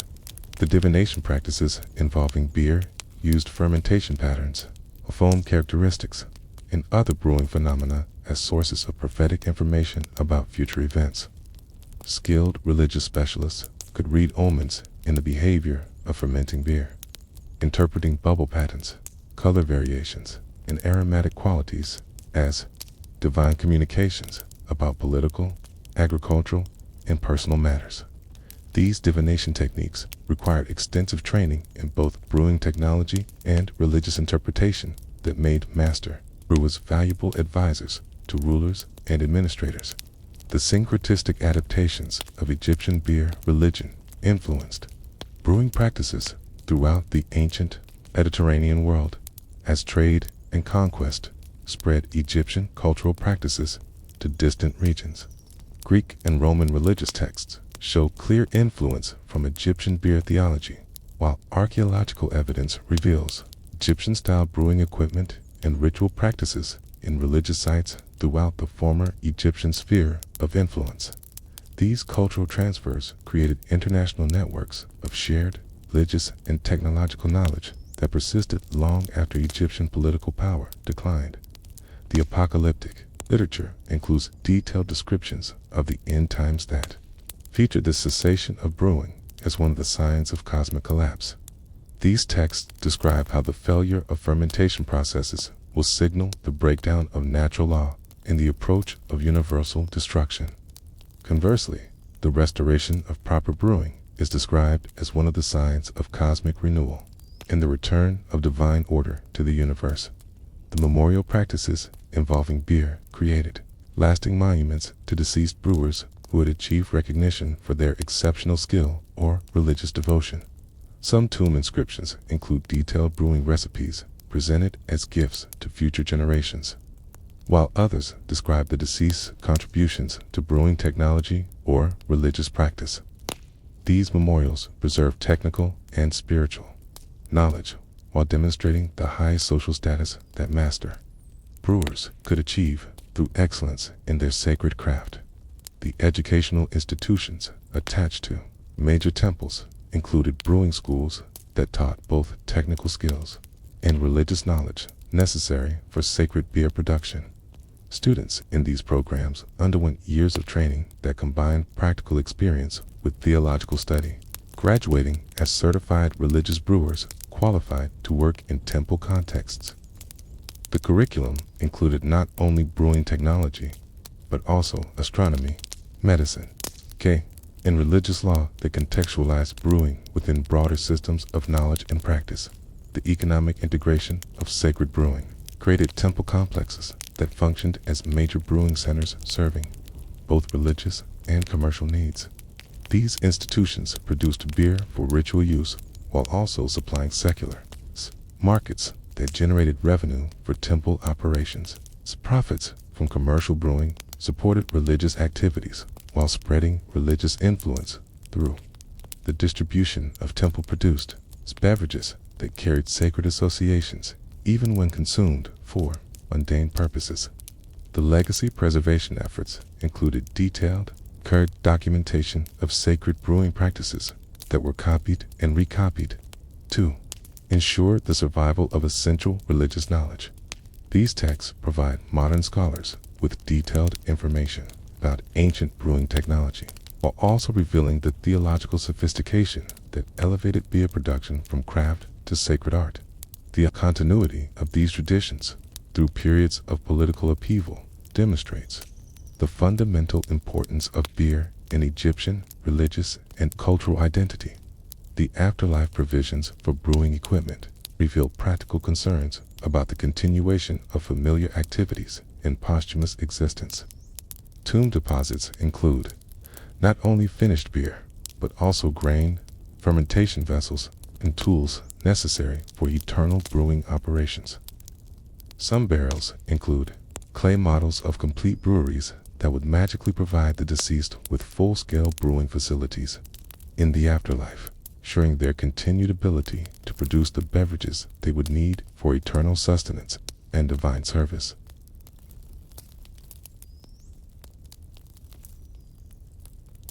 In the inner chambers of the royal palace at Memphis, where thick limestone walls keep the desert heat at bay and precious fabrics filter sunlight into soft golden hues, a different kind of brewing unfolds according to rhythms measured not by survival but by sophistication.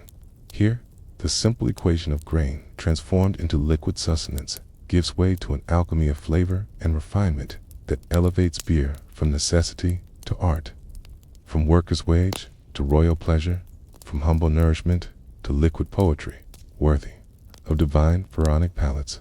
The royal brewmaster Amenemheb moves through chambers dedicated to his craft with the quiet confidence of one whose skills have earned him a position of trust and responsibility that few commoners ever achieve. His workspace bears little resemblance to the functional efficiency of worker breweries, instead resembling an elaborate laboratory where rare ingredients from the farthest reaches of the known world await transformation into beverages that will grace tables where gods and mortals mingle in careful ceremony. The grains that arrive at the royal brewery speak of agricultural excellence rather than mere sufficiency. Barley selected kernel by kernel for perfect size and color. Wheat so fine it feels like silk between the fingers. Exotic grains imported from distant lands where different soils and climates create flavors unknown to the Nile Valley. Each variety requires different treatment, different timing, different techniques that M&M has mastered through decades of experimentation, guided by royal preferences that demand nothing less than perfection. The malting process begins with water drawn not from common wells, but from sacred springs. Its mineral content has been deemed optimal for brewing the finest beverages. This water travels to the palace in specially designed vessels that preserve its purity and prevent contamination that might compromise the delicate flavors that elite brewing seeks to achieve. The soaking and sprouting of grain occurs in chambers where temperature and humidity are controlled through architectural innovations that channel airflow and solar heating with mathematical precision. The sweetening agents that enhance royal beer transform simple grain flavors into complex symphonies of taste that change and develop across the palate like musical compositions performed by skilled orchestras. Dates imported from the finest oases contribute rich caramel notes that complement grain sweetness while adding their own distinctive character. Honey collected from temple apiaries provides floral notes that vary according to the seasonal flowers that bees visit, creating temporal variations that make each batch unique to its moment of creation. The spice additions reveal trade networks that span the ancient world, bringing exotic flavors to Egyptian brewing that transform local grain into cosmopolitan beverages worthy of international diplomatic occasions. Cinnamon from distant forests adds warmth and complexity that speaks of lands beyond the desert's edge. Cardamom from traders who journey across continents contributes aromatic oils that perfume beer with sense of paradise. Coriander grown in palace gardens provides citrus notes that brighten heavy grain flavors while adding the fresh complexity that sophisticated palates demand. The fermentation vessels used in royal brewing represent ceramic art elevated to functional perfection, with surfaces so smooth they feel like polished stone and proportions calculated to optimize both chemical processes and aesthetic appeal. These vessels are consecrated through religious ceremonies that invest them with sacred properties while also blessing the beverages they will produce. The clay used in their construction comes from specific riverbank deposits that provide the mineral content necessary for optimal fermentation while contributing subtle flavor notes that enhance rather than compete with intended taste profiles. The timing of royal beer production follows not the urgent schedules of worker sustenance, but the leisurely rhythms of perfection that allow each stage of brewing to reach its optimal development before proceeding to the next phase. Fermentation periods extend for weeks rather than days, allowing complex flavor interactions to develop that create depth and sophistication impossible to achieve through rapid production. The patient monitoring required for this extended brewing creates employment for specialists whose entire careers focus on understanding the subtle signs that indicate perfect timing for each transition. The clarification processes employed in royal brewing achieve transparency and purity that transform cloudy grain beverages into crystal clear liquids that sparkle like liquid amber in the light of palace oil lamps. Multiple filtration stages using progressively finer materials remove all sediment while preserving the delicate flavor compounds that create the beer's distinctive character. Some batches undergo additional aging processes that allow harsh flavors to mellow, while complex interactions between ingredients create new flavor notes that emerge only through patient maturation. The strength variations available to royal consumption range from delicate session beverages designed for extended ceremonial drinking to potent elixirs that approach the alcoholic content of modern spirits. These stronger beers require specialized techniques that concentrate, called through controlled evaporation or multiple fermentation cycles that push yeast to their biological limits. The highest alcohol royal beers were reserved for special occasions when altered consciousness was desired for religious or diplomatic purposes. The serving rituals surrounding royal beer consumption transformed simple drinking into elaborate ceremonies that demonstrate both respect for the beverage and the sophisticated culture that produced it. Specialized servants, trained in proper presentation techniques, ensure that each beer is served at optimal temperature in vessels that complement its flavor profile while creating visual presentations worthy of royal appreciation. The choreography of service becomes performance art that entertains guests while demonstrating the palace's commitment to excellence in all key aspects of hospitality. The flavor profiling achieved through royal brewing techniques creates beverages that change and develop during consumption, revealing different taste notes as they warm on the palate and interact with food served during elaborate banquets. Some royal beers were designed specifically to complement particular dishes with flavor profiles calculated to enhance the taste of exotic meats, rare vegetables, and imported delicacies that graced pharaonic tables.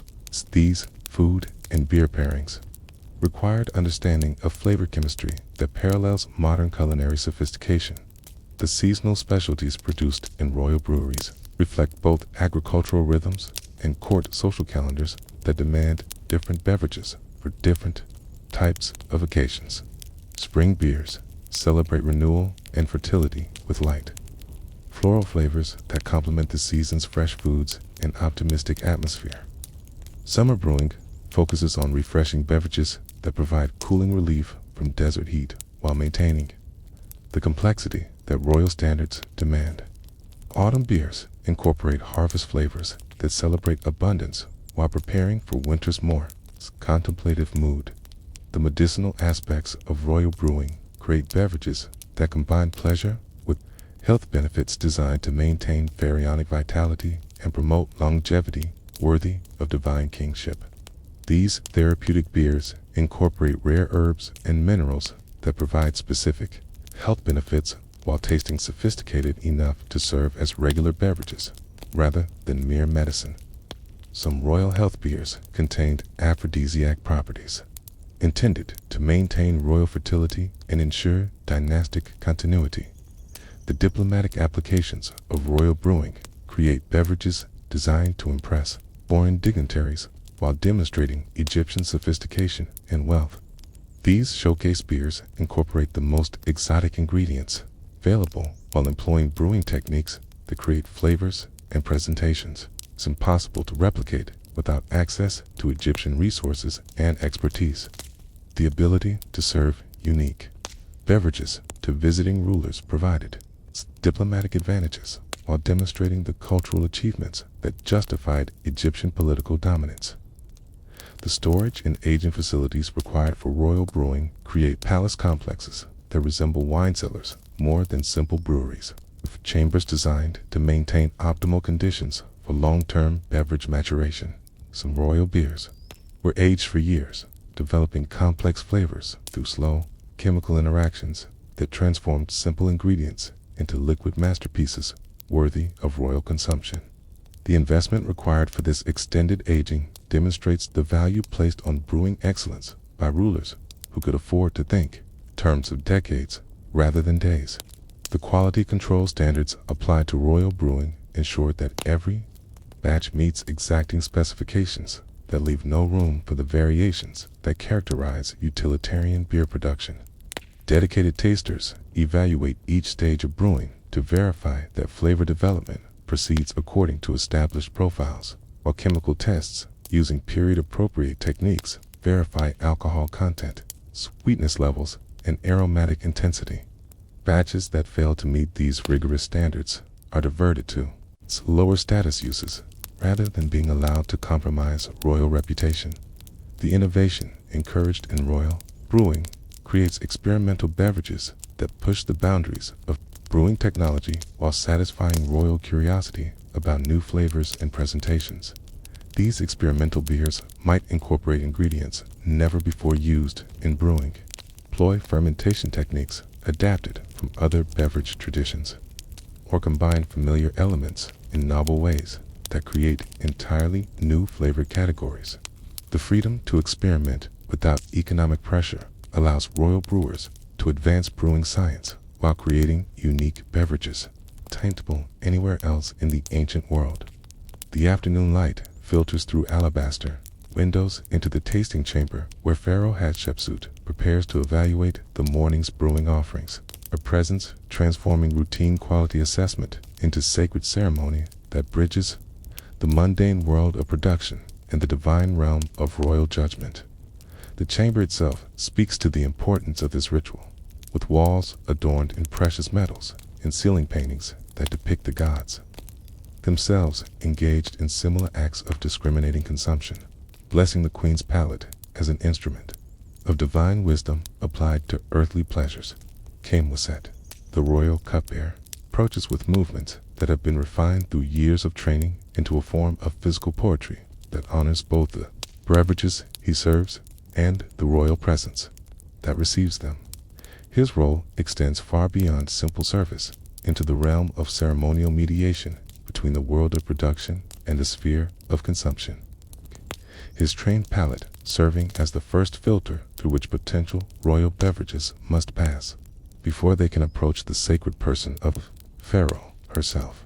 The vessels arranged before the queen represent the culmination of weeks of careful brewing, each containing liquid that embodies different approaches to the transformation of grain into royal pleasure. The cups themselves are works of art that complement the beverages they contain, fashioned from precious metals and exotic stones that add their own subtle influences to the drinking experience, while demonstrating the wealth and sophistication that characterize pharaonic consumption. The first offering carries the pale golden color of spring barley enhanced with honey from the temple apiaries, its surface crowned with foam so fine it resembles the morning mist that rises from the Nile at dawn. Kamwaset presents this beer with words that describe not only its composition, but also the astrological conditions under which it was brewed, the spiritual state of the brewers who created it, and the divine blessings that have been invoked to ensure its perfection. His presentation transforms simple beverage service into theological discourse that connects earthly consumption to cosmic order. Hatshepsut receives the cup with the ritualized gestures that protocol demands, her movements as carefully choreographed as those of her servants, but elevated to the level of divine performance that makes every royal action a demonstration of made manifest in physical form. She examines the beer's appearance with eyes trained from childhood to detect the subtle signs of quality that distinguish royal beverages from common drink, noting color clarity, foam persistence, and aromatic intensity that speak to brewing mastery. The cupbearers undergo training that transforms them into living instruments of royal service, their palates educated to recognize quality standards, while their access to forbidden pleasures remains carefully controlled. They may taste beer for quality verification purposes, but never for personal enjoyment, never in quantities that might compromise their ability to serve, never in contexts that blurred the fundamental distinction between those who serve and those who are served. This creates a peculiar form of intimate distance where profound knowledge coexists with perpetual deprivation. The kitchen servants who prepare the elaborate foods that accompany royal beer service face similar paradoxes of proximity and exclusion, their hands creating delicacies they will never taste, their skills producing pleasures they are forbidden to experience, except through the vicarious satisfaction of successful service. Their meals consist of simpler versions of the dishes they prepare, adequate nourishment that maintains their ability to work but lacks the refinement that characterizes royal consumption.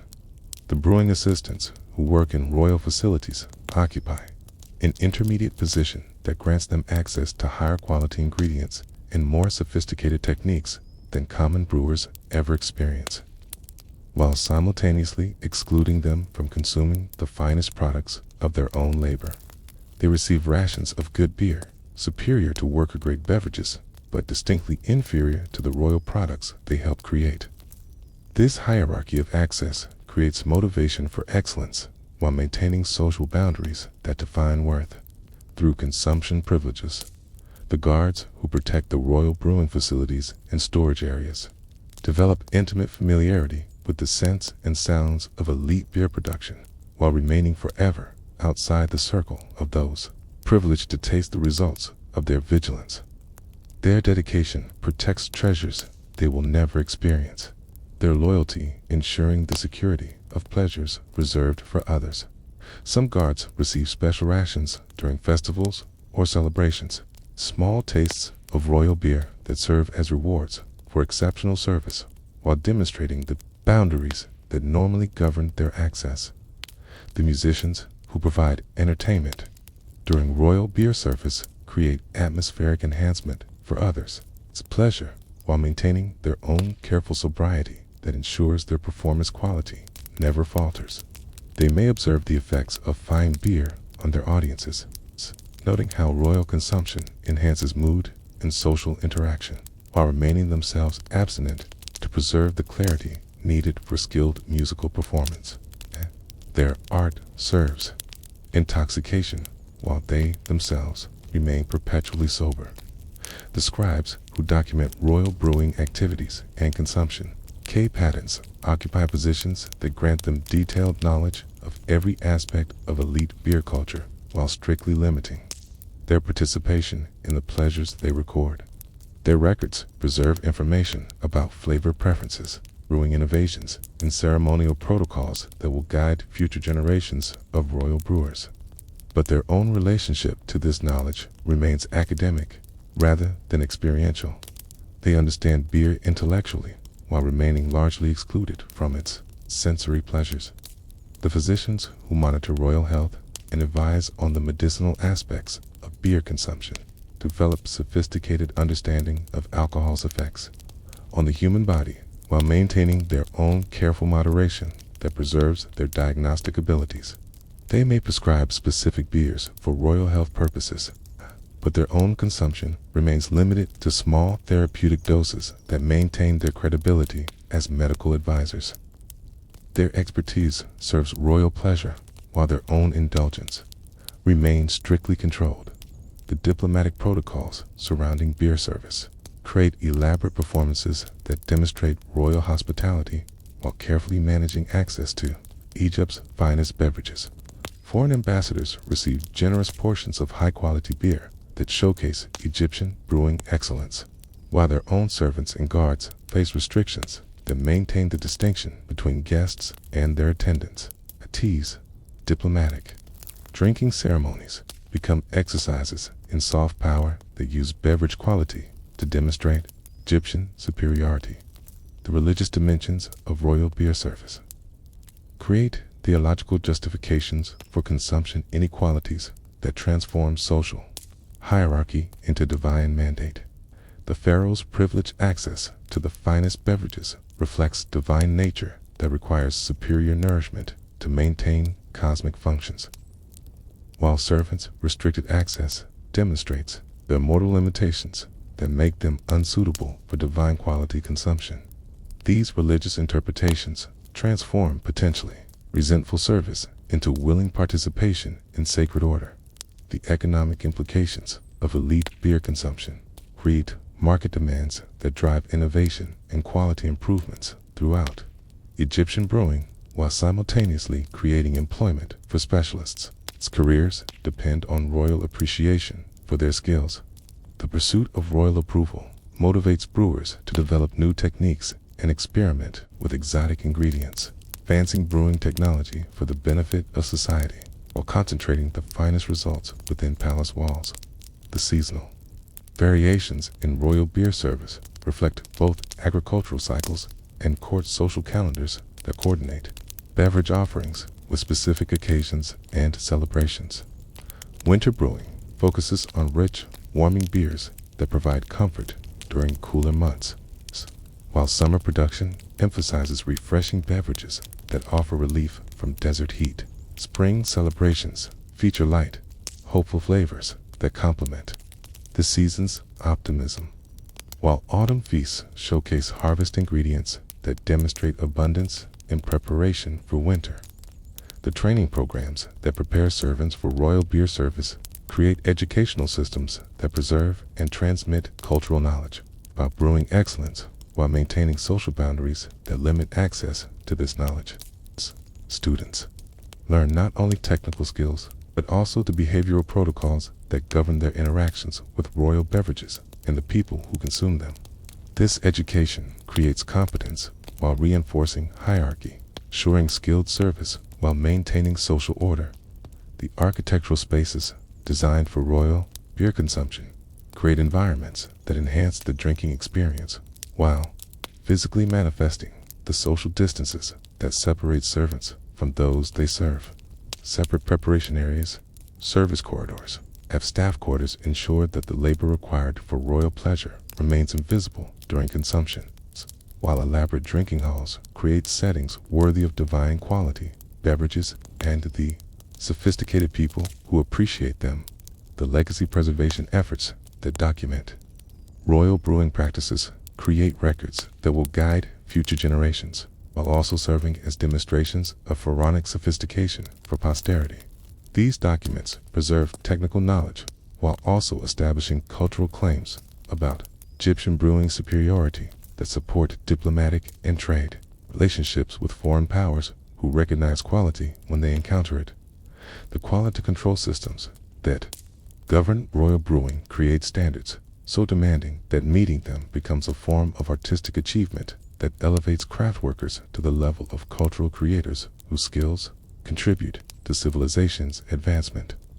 The pursuit of royal approval drives innovation and excellence, while creating products that showcase human potential for transforming simple materials into sophisticated pleasures worthy of divine appreciation.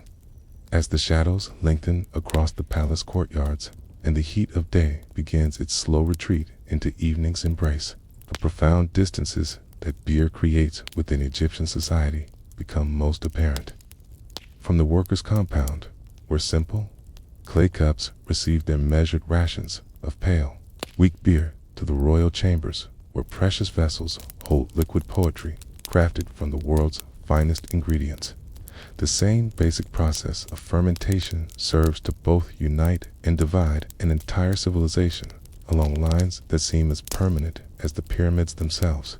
In the workers' quarters, Sinub sits cross-legged on a reed mat, his day's ration of beer, cooling in a simple earthenware cup that bears no decoration beyond the functional beauty of skilled potter's hands. The liquid before him carries the golden color of grain transformed through patient work, its modest alcohol content sufficient to make the water safe while providing the calories that will sustain him through another day of physical labor.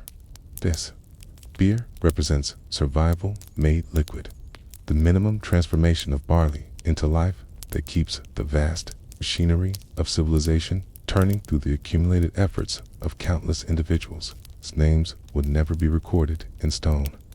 The taste that fills his mouth speaks of efficiency rather than artistry, adequacy rather than excellence. The grain flavors are clean but simple, without the complex layering that expensive additives and extended aging provide. There is sweetness from the barley's natural sugars, slight sourness from fermentation, and the earthy undertones that come from clay vessels and river water. It is honest beer, brewed with skill and care, but constrained by economic realities that make every ingredient precious and every brewing decision calculated to maximize quantity rather than quality. 500 yards away, but separated by social distances that might as well be measured in centuries, Queen Hatshepsut raises a cup of golden-laid faience to her lips, tasting beer that represents the pinnacle of human achievement in the transformation of grain into liquid art. The beverage that touches her royal palate carries flavors gathered from across the known world, cinnamon from distant forests, honey from sacred temple apiaries, rare spices that traveled trade routes spanning continents to reach her table. Each sip costs more than Sinop will earn in a month. Each drop represents resources that could feed a family for days. The fermentation that created these two beverages followed the same basic biological principles: yeast converting sugars into alcohol and carbon dioxide according to natural laws that cared nothing for human social hierarchies. Yet, the applications of this universal process create products so different they seem to belong to entirely separate categories of existence. Both are beer, both nourish and intoxicate. Both connect their consumers to the ancient covenant between humanity and the grains that sustain civilization. But the similarity ends with these biological fundamentals. Sinop's beer was brewed in large batches designed to feed hundreds of workers efficiently. Its production schedule driven by the relentless demands of daily distribution that cannot pause for perfect timing or optimal flavor development. The grain used in its creation was adequate rather than exceptional, selected for availability and cost rather than the subtle variations in flavor that premium ingredients provide. The water came from convenient wells rather than sacred springs. The fermentation proceeded in functional vessels rather than consecrated artwork. The timing followed practical necessities rather than the patient rhythms that create excellence. The royal beer emerged from entirely different priorities, where cost becomes irrelevant in pursuit of perfection that demonstrates the heights human skill can achieve when freed from economic constraints. Every ingredient was chosen for its contribution to a flavor profile designed to please divine palates. Every stage of production allowed to proceed at its own optimal pace. Every vessel blessed and consecrated to ensure that spiritual purity matched material excellence. The brewing became a form of worship, the consumption a sacred act that connected royal nature to divine essence through liquid intermediaries crafted with prayer and skill. The social implications of this brewing divide extend far beyond simple questions of taste or luxury into the fundamental structures that organize human society around hierarchies of worth, access, and privilege. Beer becomes a medium through which social position expresses itself. Each cup a statement about the drinker's place in the great pyramid of existence that determines not just what people consume, but who they understand themselves to be within, the cosmic order that governs their world. For Sinop and his fellow workers, beer represents the boundary between survival and starvation, the liquid margin that makes life possible, but rarely pleasant. Their relationship to fermentation remains essentially practical. They understand that beer provides safe hydration, essential calories, and the mild euphoria that makes difficult labor bearable. They appreciate good beer when they encounter it, usually during festivals or special distributions, but their normal expectation centers on adequacy rather than excellence. Their beer serves life but does not celebrate it. The palace inhabitants experience beer as one element in a complex sensory environment designed to provide pleasure, demonstrate status, and facilitate the social interactions that maintain elite culture. Their beer enhances elaborate meals, accompanies sophisticated conversations, and provides the backdrop for political negotiations that shape the kingdom's direction. For them, brewing represents human potential, realized through skill and resources. The transformation of simple materials into experiences worthy of divine appreciation. The brewers themselves cut by complex positions within this hierarchy that grant them intimate knowledge of both worlds while full membership in neither. The royal brewmaster Amenhotep understands quality standards that exceed even elite consumption. A key's palate trained to detect subtleties that escape ordinary appreciation. Yet his social position, however elevated above common workers, remains fundamentally dependent on royal favor that can be withdrawn at any moment. He serves excellence, but does not embody it, creates pleasures he enjoys only at royal discretion. The economic structures that support these different brewing worlds reveal how deeply beer becomes embedded in the systems of labor, trade, and resource distribution that organized ancient Egyptian society. Worker beer represents a form of currency, liquid wages that provide both immediate sustenance and a store of value that can be saved, shared, or traded for other necessities. Royal beer represents luxury consumption that demonstrates wealth while driving demand for exotic ingredients that sustain long-distance trade networks. The time allocations required for different types of brewing reflect broader social patterns that organize life around efficiency for workers and leisure for elites. Worker beer must be produced quickly and consistently to meet daily distribution requirements that cannot be delayed without threatening social stability. Royal beer can mature slowly, its production schedule subordinated to quality goals that prioritize perfection over promptness. These temporal differences mirror the broader social reality that working life operates under external pressures. While elite existence enjoys the luxury of choice and patience,